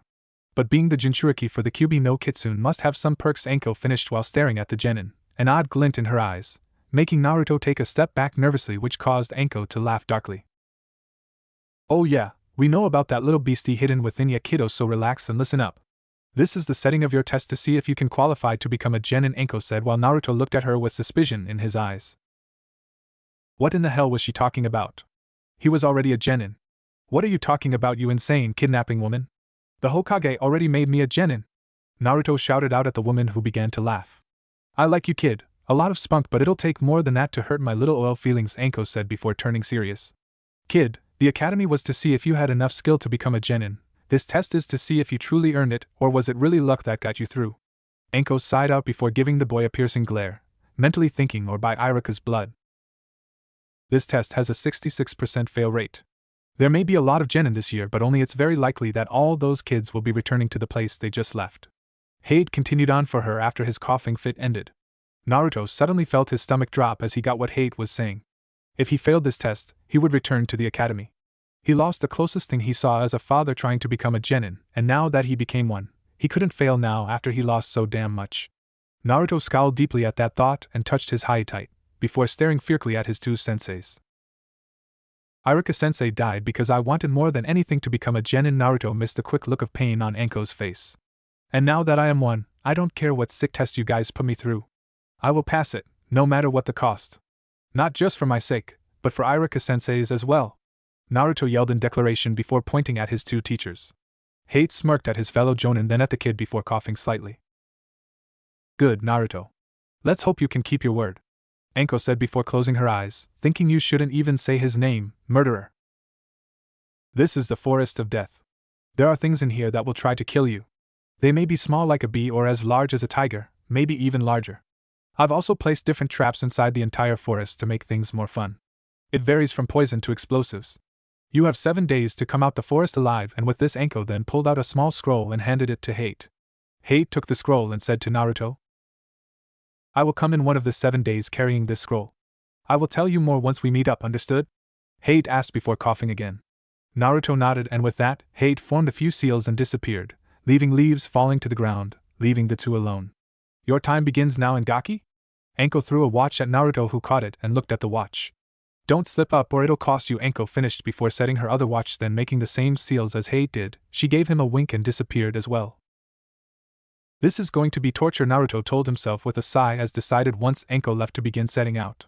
He only had 7 days to do past this test and Hate's test as well, so he had to get a head start.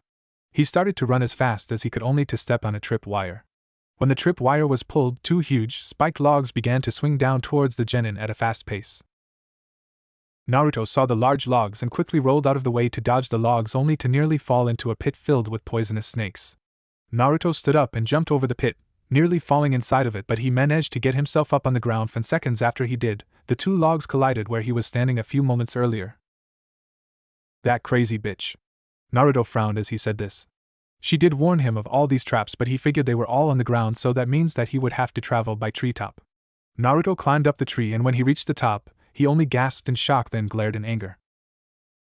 All along the tree branches were shurikens embedded in them, and if that wasn't enough, he saw some odd but faint purple stuff on it which he knew had to be some type of poison.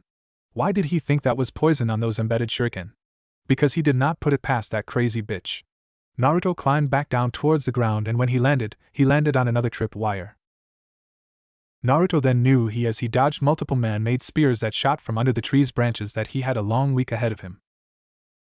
Day 2. Naruto sprang up from the river and shouted with joy. After hours of trying with no avail, he had finally caught not 1, but 2 trouts in the river in the forest.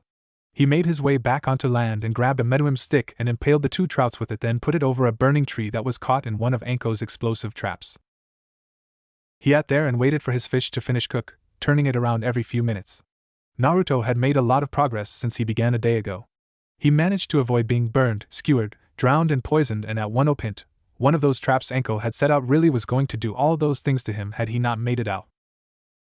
He once followed the straight and narrow path despite it not understanding or reading the rest of it. He decided to keep going straight because it'll lead him out of this damned place. Naruto's ears perked up when he heard a twig snapping in a bush near his orange jacket. Naruto turned around and pulled out one of his kodachis from off of his back and slowly walked to the bush, only to laugh when a small bunny rabbit popped out of the bush. What Naruto had failed to notice was the giant fox coming his way, and when he did notice, it was already too late. The fox lunged at the blonde, and luckily, Naruto was able to block it with his kodachi, but in the process of blocking it, he fell to the ground while trying to keep the raging fox from trying to maul him. Naruto and the fox growled at each other before Naruto placed both of his feet on the fox's stomach and used all of his strength to push it off of him.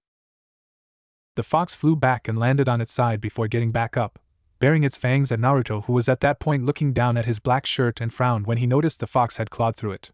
Luckily, the wound the fox gave Naruto was already healing to his surprise, but the pain remained for a long time before fading away, telling him that he could heal quickly but the pain from the wound would linger on. Well, that was a good hit, but I'm not finished just yet, Naruto told the fox with a grin as he and the fox circled each other.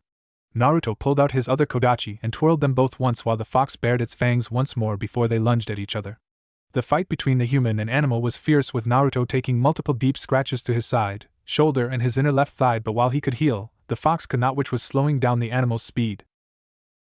After keeping up the intense duel for 10 minutes, the wounded fox decided in a last-ditch effort to tackle Naruto but slid under its lunging form and turned around and stabbed his weapon forward, stabbing the fox straight through its head, instantly ending the battle. Pulling out his weapon, Naruto fell to his knees victoriously, dropping his kodachis to the ground only to fall forwards to pant heavily, but as he did this, his eyes caught something moving out of the bush to his far left. It was a small kit. Slowly, Naruto's gazed back at the dead fox in front of him, then back at the kit, and thought, was this its mother? The small kit walked to the fox and nudged it with its head softly, then it got on its 2 hind legs and touched it with its paws and yipped softly before falling back to the ground. Naruto felt sick to his stomach. He had taken this small kit's parent with his bare hands, and to make it worse, it could have been here to feed its little one, which would have made sense, seeing that Naruto was making some fish, and from the looks of it, the kit was in the area where that bunny had popped out, meaning the fox was trying to defend its child from him, which caused Naruto to feel anger at himself. Because of him, the kid would be all along in this world, like he was now all because of him. In this one moment, he had become the traitor Mizuki, and it made him furious. Naruto kneeled in front of the small kit who had stopped laid down next to the dead fox, and tried to pet it before pulling his hand back with light scratch marks on it. I guess I deserve that, huh? Naruto asked the animal softly while he waved his right hand, knowing it was already healing. For some mysterious reason, Naruto felt the young kit's feelings and it felt sad, angry and scared.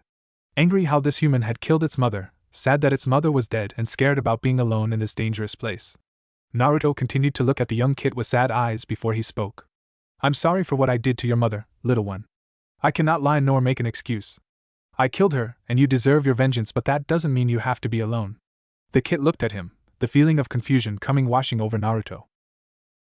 I'll take care of you to atone for what I have done to you and your mother. Naruto spoke before feeling the feelings of fear and nervousness washed over him. When you are bigger, you can gladly take revenge on me for what I have done, but until then, I will not let anything bad happen to you. I promise this on my life, Naruto said with sincerity shining in his voice as the kid tilted his head before Naruto felt the feeling of slight acceptance come over him. Naruto gave the kid a small smile before beginning to make its mother a grave, which took a few hours, but when he finished, he put a large piece of wood over the top of the grave and etched the words fox upon it, promising the kidling that they will come here again to honor the fox. The kid yipped in approval before being picked up by Naruto and beginning their long trek out of the forest. The fish long forgotten. Day 6. Naruto and his new partner spent pretty much the whole fourth and fifth day escaping traps and making their way out of the evil forest Naruto now dubbed it. He looked like he was in a battle with the Kyuubi and lost. His black shirt was long gone, leaving his slightly scarred chest bare. His high-tight had multiple ribs and tears in it. He was missing his blue sandals. The left leg of his orange pants were ripped up from the knee down, while his right pants leg had multiple rips and tears in it. His jacket was wrapped around his waist in order to keep the small kit in it, and his kodachi were still strapped on his back. Naruto growled to himself as he walked out in a random opening at a slow pace, checking the area over for any tripped wire or anything. After a few minutes of checking, Naruto removed the small kit from out of his jacket and fell to the ground with a thud. He hadn't had a wink of sleep in 2 days now, and it was taking its toll. The kit yelped and stood up on its hind legs and laid its paws on Naruto's head. Naruto could feel the feeling of fear coming off of the kit but was just too tired to comfort it until it bit Naruto's ear. Naruto leaned up and held his ear, a tear in his eyes. Geez, IRU, that really hurt. Naruto yelled while he gave the kit he called Iruka or IRU for short a look of pain. The kid didn't have a name, and Naruto felt that Iruka would be a perfect name for him, in honor of his departed sensei, and luckily for him, the kid liked it just as much as he did. Naruto felt Iru becoming sad and quickly tried to cheer the small kid up by petting the little one softly and smiled when he felt the warmth of comfort flow over the fox, but then, he heard a noise in the trees. Naruto instructed Iru to wait in the bushes while he pulled out his kodachis. Geez, Naruto, don't you look like hell? A voice wheezed out as Naruto turned around to see one of his new senseis, Gekko Hate, standing there before beginning to hack and cough loudly, making Naruto start to gag lightly. You should know why I'm here. Hate skeezed out through his coughing as he pulled out his blade and the scroll as well. Naruto watched as he placed the scroll in his belt and said, So my goal is to take the scroll from you, right? Naruto asked, just to go over the requirements to passing Hate's test. Hate shook his head before pointing his sword at Naruto, coughing slightly. Your goal is to not only take this scroll from me but to draw blood from me as well, by any means necessary. If you can do those two things, you pass, but if I draw blood from you and you have the scroll, you will fail. If you drew blood from me but you didn't take the scroll, you fail, and I don't need to say what happens if you don't take the scroll or draw blood. Do you understand those terms? Hate asked before Naruto nodded without a second thought. Hate then took out a timer and set it to 60 minutes. You have 1 hour to do both of these things, understood? Hate asked again before Naruto nodded again. He just hoped Iru didn't come out of those bushes until after all of this is over. Hate jumped and landed soundlessly on the ground before stepping into a kenjutsu stance. Naruto smirked as he twirled his kodachis once while he circled his sensei, thinking that this would be easy. All he had to do was strike when his sensei began to cough. Naruto had the plan all worked out until his sensei put his katana down and popped a pill in his mouth. What is that, sensei? Naruto asked before Hate suddenly began to hack violently. The shinobi fell on his knees and began to cough more violently before looking up at Naruto. I'll be fine, Naruto, this is just to make sure my coughing doesn't get in the way of this test. Hate rasped out before continuing to cough. Naruto suddenly felt nervous as Hate's coughing and hacking began to slowly. When Hate stood up, everything about him changed. No longer did he have those bags under his eyes, or did he no longer cough. His eyes were like a viper ready to strike without second thought. Naruto suddenly knew this was going to be a lot harder than he expected. Naruto thought he would be able to catch him while he was coughing, but now that Hate took that pill, he looked stronger than ever. Naruto had to decide what he should go for first. Blood or the scroll? Naruto figured that making his sensei draw blood would be easier than capturing the scroll, so he decided to go after the hardest thing first. But before he could spring into action, Hate spoke. "Before we start, I must tell you something," Hate said before Naruto stared at him, ready to attack at any second. "I will not hold back, Naruto, so come at me with the intent to kill." Hate finished, his voice clearer since taking that pill. Naruto nodded before charging at the man, throwing one of his kodachis at him before jumping in the air and slashed him at a downward angle. Hate deflected the kodachi and sidestepped Naruto's attack and aimed a kick at the back of his head, only for Naruto to duck under it and attempt to sweep the jonin off of his feet. Hate backflipped to avoid the attempted sweep and continued to backflip away before landing on his feet, skidding slightly to a stop as he threw 3 kunai at a rapid pace towards the blonde, who created a Kage Bushin, who he pulled in front of him to take the hit. The clone dispersed in a plume of smoke and Naruto saw his chance. Naruto made 3 Kage Bushins and hinged them into 3 kunais and ran from behind the dispersed clone's smoke and threw them while he ran towards Hate, purposely missing his sensei, and began to slash repeatedly at him.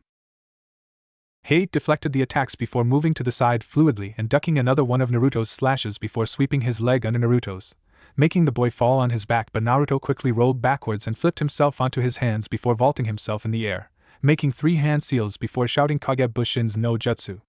30 Kage Bushins appeared in the air along Naruto, and his clones pulled out their kodachis, and when they landed on the ground, the army of blondes took off running at Hate, screaming as they came closer to him. Hate was mildly impressed. 30 shadow clones was no child's play to pull off, but the blonde did it, and doesn't even look winded in this least.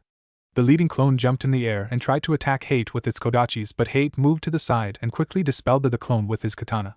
He then twirled his katana and deflected an intended strike of the Bushin's kodachi and took off the Bushin's head before grabbing a kunai from out his kunai pouch on his waist and used it to block a Bushin's kodachi from cutting him, and used his katana to deflect 2 more Bushins from striking him.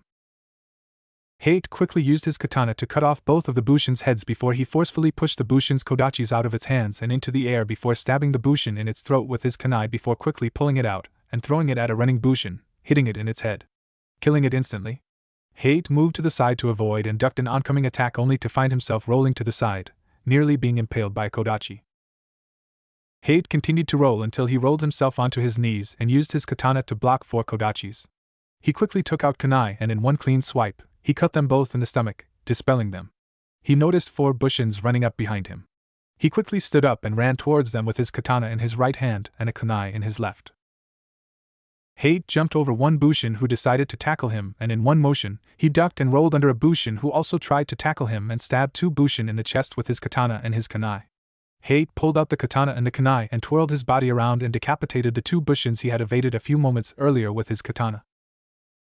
Hate then took out an exploding tag and put it on his kunai and threw into one Bushin who had 5 Bushins around him. Before the Bushins knew what to do, the tag exploded, killing the Bushins in one fell swoop and also killing 5 more Bushins when a tree that was blown in half from the exploding tag fell on them. Naruto watched in shock as he watched the Jonin decimated 22 of his Bushins in less than 2 minutes, with no problem at all, but Naruto suddenly remembered something and grinned. He knew how he was going to capture the scroll. He then ordered the rest of his Bushins and told them the plan. The Bushins nodded before jumping off the tree and onto the ground, only to stop. "So who's going first?" one of the Bushins asked as the other 7 shrugged their shoulders in unison. "I know I'm not," the Bushin near the tree said as it crossed his arms like a spoiled brat ignoring his mother because she wouldn't give him any ice cream after dinner. "Well, I saw how all my brothers died out there and I'm not going," the Bushin crouching on his feet said with a lot of resentment towards Hate. The Bushins suddenly started arguing between themselves about who was going to fight first. Naruto and Hate couldn't believe what was going on. What kind of bull was this? "Hey! You guys are supposed to be fighting Hate, not fighting each other," Naruto yelled, only to receive the bird from his clones. Hate sighed. He didn't know Naruto long, but he knew he was the only one who would argue with himself. Hate rolled his eyes with a smirk before he charged at the arguing blondes.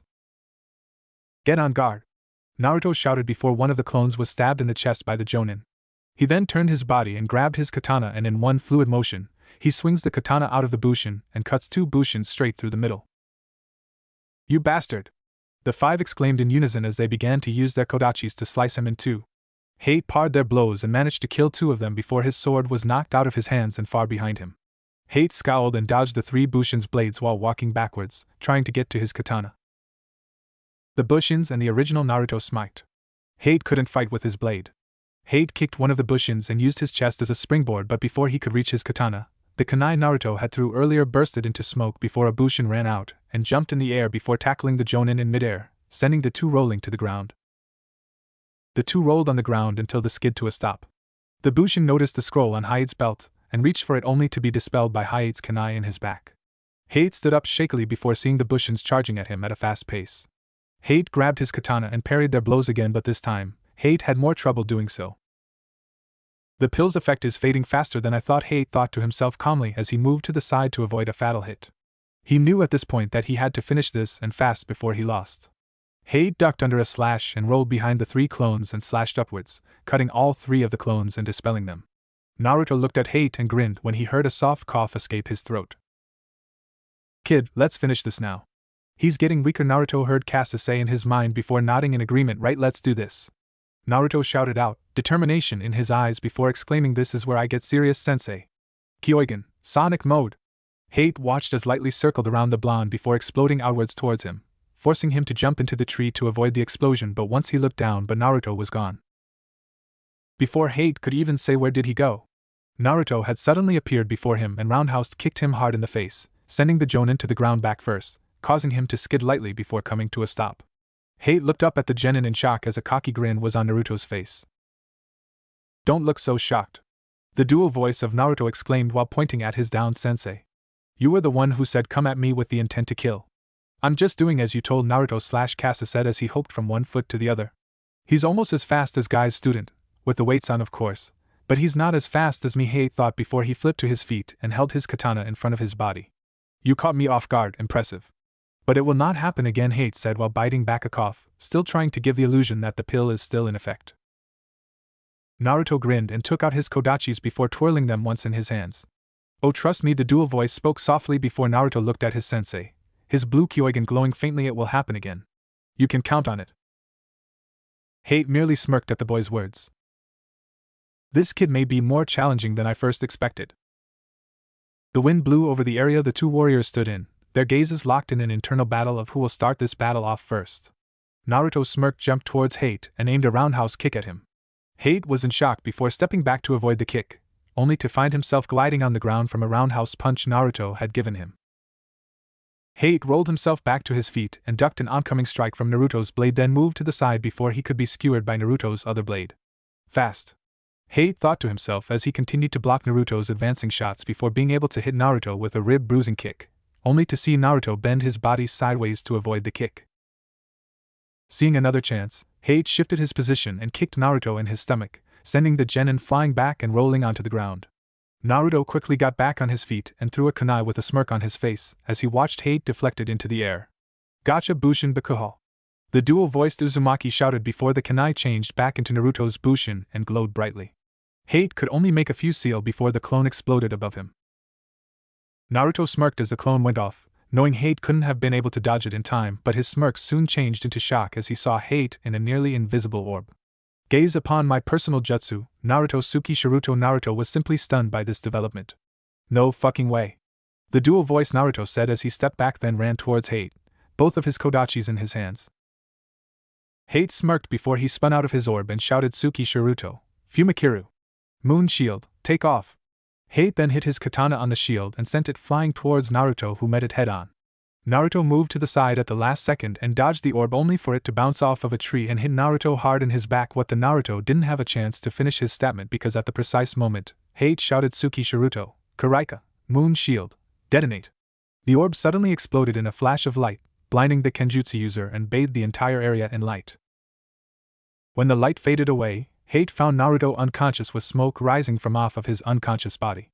Hate walked slowly towards the unconscious blonde, but when he got towards him, he looked on in shock as he watched Naruto began to rise shakily from the ground. A soft laughter escaped the blonde genin as he stared at the sky, confusing Hate immensely. "Looks like you lost your scroll," Sensei Naruto's dual voice announced with an arrogant tone in his voice as Hate looked at him with a confused look in his eyes, but then he looked down at his waist and still noticed his scroll was missing from his belt. Naruto grinned softly before he was dispelled, leaving a cloud of smoke behind. Hate was shocked when he saw Naruto just disappear in a plum of smoke before chuckling to himself. "Impressive, you were able to switch with a clone at the last second." Interesting, Hate said in a slight raspy tone. Of course, Naruto replied with a smirk. Now sensei, let the games truly begin, Naruto told him as he sheathed his two weapons before opening his right hand. Hate looked on in wonder as lighting coursed around the boy's body to his opened hand, creating an electric blue orb before the orb stretched out and took a form of a katana. The light then shot out like shards of light before looking in shock at the blade Naruto held in his hands. The blade was pitch black while a blue lighting bolt was etched on the blade, and each second, a lighting bolt would streak across the blade before disappearing. Naruto suddenly fell on his knees, a feeling of fatigue flowing over his body, but then he stood up to say, "This is going to great, I can feel it in this blood of mine," before leaping at his sensei, lighting streaking at the edge of his katana. Naruto swung his blade at Hate when he got close enough, but Hate quickly blocked the katana with his own, nearly being pushed back. Hate was able to push Naruto back only to quickly go on the defensive as Naruto closed the distance and began relentlessly attacking him, and much to Hate's shock, he had trouble blocking a few of them. His kenjutsu has increased dramatically, his dojutsu is very impressive. Hate thought his move to the side to avoid a strike but ducked to avoid a strike from behind him. He then twisted his body in an angle, allowing Naruto and his Bushin to fly under and over him before rolling on the ground and jumped back to his feet, blocking the two blondes. Hate swept his feet under the two blondes' feet, effectively tripping them onto the ground, which Hate tried to cut the two, but the original rolled out of the way to avoid it while his clone was dispelled. Naruto flipped back on his feet only to bend backwards to avoid Hate's katana cutting him in two. Hate quickly spun around and axe-kicked Naruto in his chest, sending Naruto back onto the ground. Naruto quickly rolled to the side and continued rolling until he rolled himself back onto his feet and deflected two kunai with his katana only to duck the swipe of Hate's blade and counter, but slashing his blade up but growled in annoyance when Hate used a kunai to block it. Naruto and his sensei eyes caught each other's for a split moment before Naruto swept Hate off of his feet and leapt up into the air and pointed his katana down towards Hate, who quickly switched himself with a chuck of wood just as Naruto's blade pierced, then split it in half. Naruto's yanked his blade free and twirled it around in his hand while standing up. "Come on, sensei, no sense in prolonging your loss." Just then, Hate's figure flickered in front of Naruto with his katana held high in the air, making Naruto raise his to defend with his sword, but then Hate flickered out again only to appear fully behind him, preparing to ream him through. Turning around as quickly as possible, Naruto blocked the strike with his sword and rammed his fist against Hate's face, sending the Jonin stumbling backwards, where Naruto leapt up and slammed his blade against Hate with a roar. A staring contest ensued between the two combatants, but Hate forced him back into the air where he pulled out several kunai and threw them towards Naruto, who used his weapon to deflect them all, but then he created 10 clones and ordered them to attack, making them yell out and dive down towards the Jonin at high speed. Seeing the clones come down at him, Hate placed his katana at his side and dug his feet into the ground and narrowed his eyes. "Well then, Naruto, you force my hand." Hate let a small smirk on his face as his katana began to glow a bright white, while the area around him faded into a deep black simultaneously. "Mikadzuki Yaiba, Crescent Moon Blade." With those words, Hate gripped his hilt tightly before swinging his blade in an arch, making a bright, silvery white wave of chakra towards Naruto and his clones, who were not expecting it, and was quickly dispelled. Seeing this attack coming, Naruto lifted his blade up and slashed it down against the wave of chakra, to try and keep it from taking him out of the battle, but he found himself soaring high into the air before a small twinkle of light was seen in the bright blue sky. Hate let a grin form on his face for a moment before turning around to black Naruto's blade. "I should have known you would get out of that one, Naruto." Naruto smirked at this and broke apart their clash while saying, "You keep underestimating Sensei. That will lead to your defeat." Before the two began to trade blows with their weapons again, but their moves were slower due to their respective boosts fading. Hate could feel the pill he had taken was nearly gone, and it was his will to keep him fighting at this pace while Naruto was feeling the chakra fading from his body due to his katana. Faking a downward slash, Naruto stepped on Hate's foot as hard as he could to distract the Jonin long enough to ram his elbow into Hate's face, and when that proved successful, Naruto jumped back while saying, "It's time to end this with a bang." Kage Bushin no Jutsu. The Bushins appeared and charged towards Hate, who looked up and quickly made a few signs and said, "Tsuki Shiruto, Fumikiru," quickly making a large, invisible sphere with his katana before spinning out of the shield and smacking it with his blade, sending it towards the Bushins. Naruto did another few seals before snapping his fingers and pointing towards the oncoming orb, making his clones run to it while shouting his jutsu just as Hate shouted his as well. Bushin Bakuhal. Tsuki Shiruto, Karaika. The explosion from the two attacks were so powerful, it sent the two combatants flying through the air and into the opposite sides of the area and slamming into the ground, effectively knocking Hate and Naruto out, causing his Kyogen to deactivate as well as dispelling his katana. The entire area was quiet for a moment until Hate slowly stood up and took a few shaky steps back before lurching forward to cough violently. The sounds of his coughing soon stopped, only for the eerily quiet air to be filled with his soft pant. When he looked up to see what had happened to his opponent, he shook his softly, seeing the boy's unconscious form. "You did well, kid, but looks like I win," Hate said as he stared at Naruto. He was drained and he couldn't find the will to walk just yet. "Pity, I really wanted you as my student." Hate spoke with a bit of sadness in his voice as he looked towards the blonde's direction. What he said was true. He had seen the potential in the blonde-haired boy before and after the battle, and he knew that he didn't have much time left until his death towards this odd disease he had, so he needed to pass on all of his techniques to someone worthy, and when he first met the blonde genin, he believed he had found that person, and even now, he believes he has found that person, but the kid failed his test. There was no way he could renege on the agreement they had made, so he had no choice to fail him. Just then, he began to cough violently before leaning up off the ground and covering his mouth.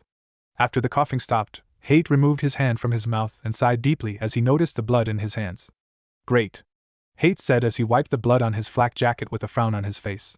He knew full damn well he shouldn't have taken the pills due to its side effect of speeding up his disease, but he had to go make things more interesting during the test. With a heavy, raspy sigh, Hate walked sluggishly towards his alarm clock, which surprisingly was unharmed during the battle. He picked up the clock and grinned. Only 3 minutes left. It seems like he wouldn't have passed anyways, Hate spoke to himself as he was just about to turn off the clock when Iru climbed out of the bushes and stood up on its hind legs to touch Hate's left leg. Hate looked down and noticed Iru and sat down his clock before kneeling on the ground and petting the kit that was now on all 4 legs. Iru looked like he enjoyed the petting until it chomped down on Hate's hand, drawing blood from it. Hate quickly pulled his left hand back and scowled at the kit before he felt a soft tap on his right shoulder. Hate turned around and looked at the blonde, who had a smile on his face. "Looks like I passed," Naruto said as Hate looked at him with a sense of sadness panging in his chest. "You must be delusional, kid. I was bitten by this little fox which drew my blood, not you." Hate still had that small smile upon his face which confused him, but then a small yip was heard a few feet away, and that's when Hate saw a kit similar to the one in front of him prancing out of the bush.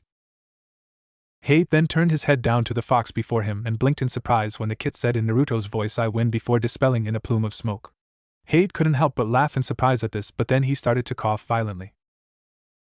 "So you had me fooled into a sense of victory before you made your strike? Very clever," the Jonin said with pride in his voice, which caused Naruto to blush at the praise. "Well, when I was younger, Aji-san and I used to play this game called chess, and it taught me how to strategize when in a tight bind. I knew I couldn't beat you by using my speed and strength alone, so I had to try and outthink you." Naruto stopped to take a breath before continuing. "Before you took that pill, I thought I had this in the bag. I thought it would be so simply to defeat you because all you had to do to lose was cough, and I would have been able to capitalize on that, but after you took that pill, I was quickly at a disadvantage and I had to change that. I thought tiring you out would do it, but that did not work, so I decided that in order to defeat you, I had to first let the pill's ability run its course, which I wasn't sure when that would happen, so I just winged it at every turn, but to be honest, I doubt I would have won if you hadn't used those awesome techniques." Naruto yawned and felt his eyes closing slowly after he finished talking while Hate just stared at him. Hate already knew about Naruto's unpredictability, but to use that during battle and just on the fly was simply amazing to the Jonin. At that moment, Hate could tell that this kid was going to be one amazing shinobi. He then chuckled before turning off his alarm and said, "Uzumaki Naruto, you have officially passed my test." Naruto would have jumped in the air and cheered really loudly, but he had fallen asleep after giving his explanation to his new sensei.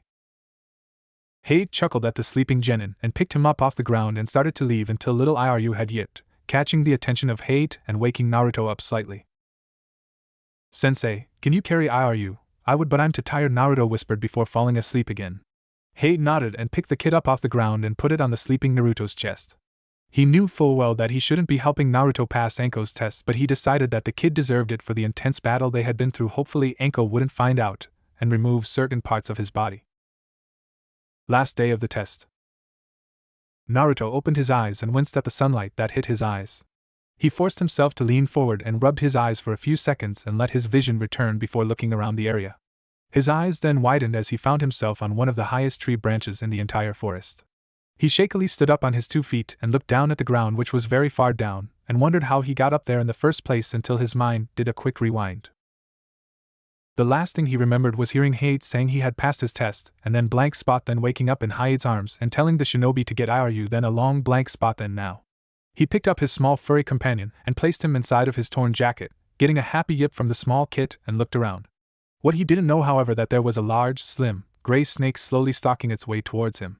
Airyu saw the snake and yipped very loudly, catching Naruto's attention. Naruto looked down at Airyu in a confused manner only to hear a voice inside of his head saying jump to the side, now.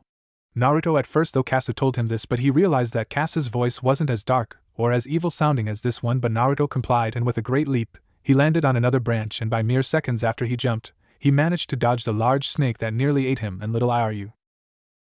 He landed on another tree branch, and with great difficulty, he avoided plummeting to his death by mere inches. When he got himself steady, he looked back at the snake, who was now recoiling after hitting its head on the tree, and turned back around to see Anko on a higher branch, clapping slowly as if she was impressed. Very good, Gaki. I'm impressed that you managed to dodge Koana, Swift, but I doubt you'll be able to do it again, she said with a right eyebrow raised slightly in amusement, while Naruto and Airyu growled at the snake summoner, but she went on talking, as if she didn't hear it. You passed Hayate's test. That takes some skill, but you passing his test doesn't mean shit to me, Gaki. What really matters is if you pass my test. Now I'm adding a little something to my test since you're so close to the exit. If you can escape the forest with the scroll and keep yourself from becoming Kohana's lunch, then you pass. Naruto grinned to himself. That sounded simple enough. Wait, did she say he had to have a scroll? He already hid the scroll from Hate, so maybe that's what she meant, but then again, maybe he should check just in case. You mean Hayate's scroll from his test, right? Naruto's jaw fell to the ground when Anko shook her head, a creepy smile etched on her face. Sorry kid, but the scroll is on the snake's belly. The minute after Anko had said that, the large snake rose up from the ground, and Naruto narrowed his eyes together and growled when he barely noticed the small scroll tied onto a long rope that stretched around the snake's body. He swiftly turned his head to her leaning figure, and shouted, "You crazy bitch! I should have known you would have something up your sleeve!" Naruto yelled with a pissed-off look on his face, which she returned with a crazed smile. Behind that crazed smile, however, was a sea of anger, sadness, and pity that was waiting to spill out of her, and as she stared at the blonde-haired boy, these emotions went haywire. She was angry at the fact she had lost her love the night before, and she was enraged after finding out that she would have to teach the very reason her love had died for. She wanted to hurt him, she wanted to kill him. She wanted to hurt him in every way. She just wanted him to feel the sorrow that was forever etched into her soul, but at the same time, she understood why Irika had saved this boy at the cost of his life. Everything he had spoken to her about the small blonde was true. He was brash, straightforward, truthful, humble, mean, and kind all at the same time. He also had a ton of potential in his body, and by beating Hate, he had certainly proved it. But there was something she could see even if Irika hadn't told her about him. She could see the loneliness in his eyes. The very same loneliness that she has had since she was betrayed by Orochimaru, and since she found out Irika had died. Besides, if she killed the Gaki, the Hokage would have her killed, and then Irika would kill her as well when she saw him again, and as much as she hated to admit it, she still had her promises to keep to her dead lover. She then realized that if somehow did pass her test, she could make him suffer for it, but also she knew he could become the shinobi her Irika-kun knew he could be. And for that second before she disappeared in a flurry of leaves, she hoped that he did pass her test. Damn you, Mitarashi Anko! Naruto screamed out into the air as he grabbed a vine and swung to a nearby tree, barely managing to become snake food for Koana. Naruto landed on another tree branch and wrapped the vine around his hand so he had a strong grip on it, and quickly swung to another tree to avoid the snake's powerful tail that had managed to destroy the thick tree branch. Naruto barely was able to land on another tree branch and hid behind it. He was lucky enough to have swung farther that the snake couldn't find him. Naruto closed his eyes and kneeled on one knee, his face contorted in concentration. How in the hell am I supposed to get that scroll? Naruto thought to himself, hearing the large snake moving around a ways behind him. My Kage Bushins can do the trick, but the problem is that they are not fast enough. Naruto smacked his forehead in realization. Why hadn't he thought of this before? He knew how he could get the speed that he needed, alright. Kyoigen, Sonic mode. He felt his eyesight starting to change, but it quickly snapped back to normal. What just happened? Naruto asked himself in shock, feeling a sense of dread in his stomach. Sorry P-partner, he heard Cass's faint voice inside of his head. I'm still a little weak from outfusion during the B battle with Gekko. Naruto could tell that Kasu really felt guilty for not being able to help him, but the more Naruto thought about it, the more something occurred to him. In this rather short time, he had come to rely on Kasa's speed. He used it in his short battle with that man known as Kawa, and then again when things got too tough during his battle with his new sensei, Gekko Hate. Naruto couldn't feel more ashamed of himself. Kasa may be his dojutsu, but he was also his friend, and Naruto never used his friends for his own selfish needs. Naruto decided that he would no longer rely on his friend's power. He would fight with his own two hands from now on, only using his dojutsu when he had no other choice. Just rest up, you lazy bastard, I'll handle this myself, Naruto said with a smirk on his face. Despite the insult that was thrown at him, Kasa was very impressed with his new container. All of his former users would just abuse his power without letting him rest, often resulting in their deaths because he couldn't draw enough power to activate their dojutsu. But luckily for him, Kushina and Naruto thought of him first instead of forcing him to continue on, and that made him truly grateful. Looks like I lucked out with this one, maybe he won't abuse my power like all of the others. Naruto could feel Kasa's weak smile in the back of his mind, and that made Naruto himself smirk. Alright then, Squirt, you're on your own now. Kick that overgrown snake's ass for me if Snake H have asses, Kasa said before his link with the blonde boy was cut off. I plan to, Naruto said before taking a deep breath and making 20 Kagebushin. Before Naruto could make his plan, he took little Iru out of his jacket, and Naruto ordered the kid to stay there so he wouldn't get hurt with the suicidal plan Naruto had planned. Iru yipped, and after a small pat from his owner, Iru jumped down on a branch below them and slowly jumped from branch to branch until he was firmly on the ground. Naruto looked down at Iru and gave the kid a small smile before looking at his clones and began to tell them of his plan. Alright, you dumbass snake, time to play Kansas City Shuffle. Koana looked frustrated. Well, would have it could make the facial expressions. It had been looking for that small blonde runt for over 10 minutes now, and it really wanted to return to his realm where he could watch all of its little children like it promised his wife. I swear if this little runt doesn't show himself soon, I'm going to just trash this forest and eat him. Who dashed the viper didn't have a chance to finish its thought due to being blindsided by a kunai thrown by the blonde runt it was just threatening to eat just seconds ago. Come on, you overgrown garden snake! Come get me! Naruto shouted before swinging off. The snake slithered after Naruto quickly, wanting to eat the runt due to the small insult he had thrown at it.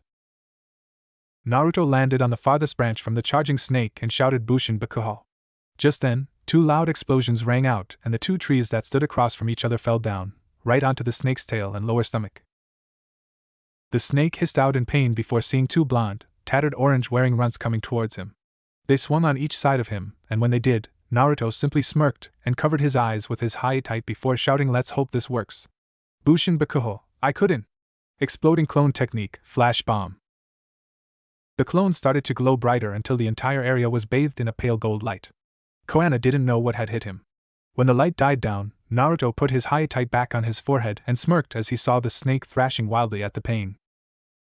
Bushin Bakuho, I couldn't, success! Naruto shouted happily with a wide smile before he turned serious again. Naruto then ordered 5 more clones to destroy the 3 trees around the snake to stop its thrashing. The clones nodded and swung to the trees that Naruto pointed out, and with a shout of Bushin Bakuho, the clones exploded and each of them fell on the snake, stopping its thrashing. Naruto simply smiled and jumped from branch to branch until he was on the ground. He waltzed up to the downed snake and maneuvered himself through the large fallen trees and grabbed the scroll. Easy as eating 23 bowls of ramen, Iru ran up to him and hopped back into Naruto's torn jacket with a yip and snuggled into it. Naruto smiled and began to walk off, successful in his scroll capturing. As Naruto tossed the scroll up and down, Koana hissed in anger. Not only was it blinded by the runt, it was trapped under all of these fallen trees, helpless as a rat. It then decided that once it regained its eyesight, it wasn't only going to hurt the runt, it was going to hurt the runt until he begged it to eat him. It then noticed that it could see the faint outlines of the trees that were all around it. My eyesight is returning, I'll let my tasty morsel think he has won for now, then I will strike and I will enjoy every minute of it. Naruto's POV. How lucky am I right now? Not only did I successfully complete Hayate-sensei's mission, I may have just completed that psycho bitch's mission as well, and did I mention that I did this back to back, without my dojutsu? Now, with little Iru curled up and sleeping in my jacket, I was all alone, walking in the forest of death, and to be honest, I can now understand why they named the forest the name. I encountered many traps, huge animals that was 10 times my size and nearly dropped to my death a few times, but I guess in the end, it was worth it.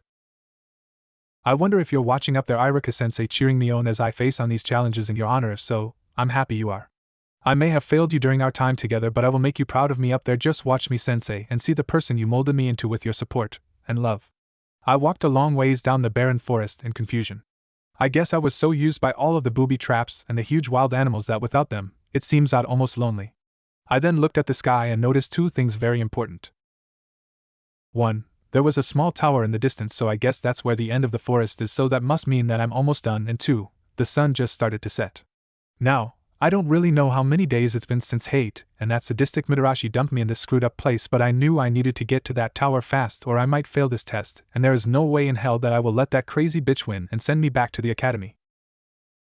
At this point, I was now dashing through the forest at such a speed that I wouldn't be surprised if I made it to the tower in the next 20 minutes, but as I ran, I could see the tower getting bigger and bigger, signifying to me that I was getting closer to the end. But at that one moment where the thought that I had passed flowed inside of my head, I heard something that made me stop cold in my tracks. "You fool! Go to the side!" Obeying the evil voice in my head with mass confusion in my mind, I swiftly rolled to the left, and was quite glad that I listened, because not a second later, that large snake Koena, I think that crazy bitch woman called it, had suddenly charged right past me. It slowly slinked its way towards the sky and stared down at me ominously, and simply said, "You're dead, Gaki," while narrowing its eyes. I took a step back with a horrified look on my face. I can totally understand that some humans in the village saying that because they want me dead, but a snake 200 times my size? That's insane. But being me, I opened my mouth and made it a lot worse than it already was. "Fuck you, overgrown garden snake." God, why didn't I just shut up when I had the chance? The snake hissed and reared its head back before whipping forwards to try and eat me whole, but I rolled away from it, and once the snake slammed into the ground, but it bounced back towards me. I managed to leap above it and onto a tree branch, but I did not stay there long. I had to jump on another branch due to the snake smashing its head through the branch and coming right at me. Thinking quickly, I formed a Kagebushin and told the clone to toss me in the air as high as he could. The clone nodded and quickly tossed me into the air before it was dispersed by the snake. The snake continued to try and catch me, but each time it got close enough, I made a clone and had him throw me high to the high until I was out of its reach. What I didn't expect, however, was his tongue shooting out from its mouth and wrapping itself around my ankle and pulling me down to my death. But what the snake didn't realize was I wasn't the real Naruto. I could feel the immense chakra flowing through my body as I got closer to the snake, and by the time I was nearly face to face, I was going to blow at any second. "Any last words?" The snake said. "Well, I think that's what he said, but I wasn't so sure due to being painfully close his mouth." I gave a bittersweet smirk and said, "Boom." That's when all of the chakra released itself from my body, and I exploded into nothing more. I stopped my pace and looked back at the explosion my clone had made and said a soft prayer for it. Despite it being my clone, I showed it respect like everything else in this world, including my very large and scaly opponent who was yelling and thrashing in pain. Iruka had taught me that. I truly felt bad for putting it through that, but right now, I had to finish this test. I couldn't allow myself to fail when I came so damn far, so I turned back around and continued to run. If the snake followed me, then I was screwed. I had just every last bit of my chakra into that attack, and I was fresh out ideas, and to make it worse, I was completely exhausted. I was exhausted from the moment I started this, but it seemed like now was the perfect time for my body to catch up with my mind.